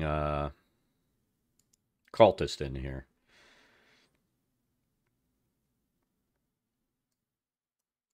So depending on how your party's going to approach this, you'll put in.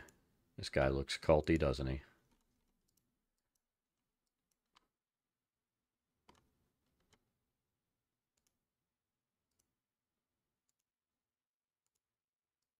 Your situational rooms you're going to populate as the party comes in.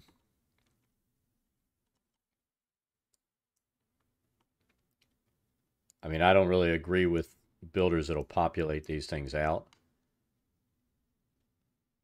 because time of day is gonna affect everything.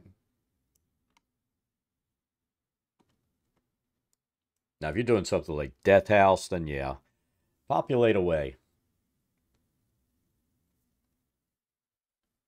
The only Yeah, exactly. Monsters do move. What is this? Is this a freaking bard?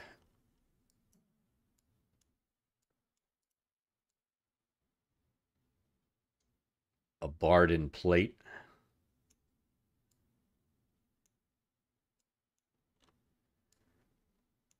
Like that's a thing.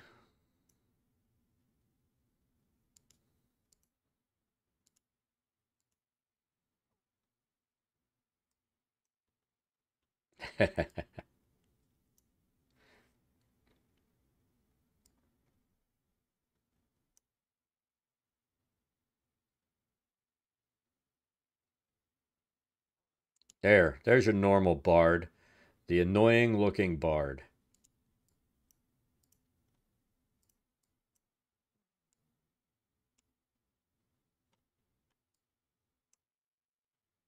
It'll be cool when we have more miniatures and stuff in here.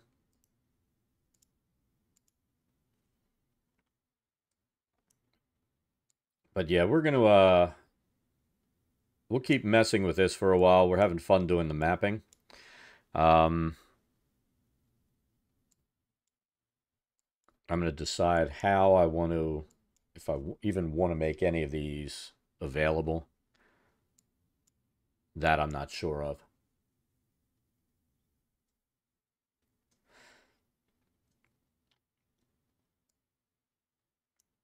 But we have a lot of decorating to do.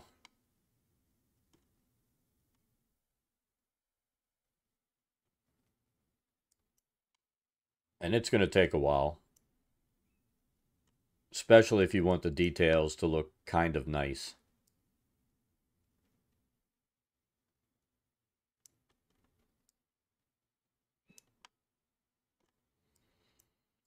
But it's almost 2. I'm going to go give Tessa her pill. And I'm going to eat some lunch.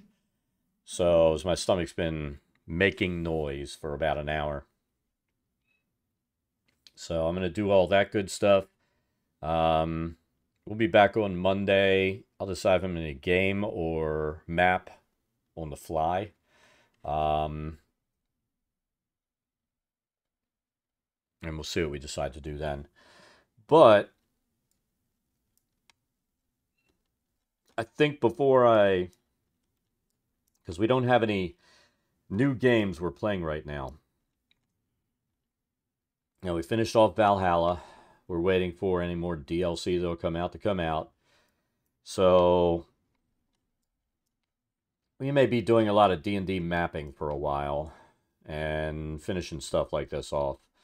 And hopefully getting more proficient with this so that we can create these maps a lot quicker. But everybody have an awesome weekend. I'm going to, like I said, give Pup a pill, eat some lunch, and everybody have an awesome rest of your day. We'll catch you next time.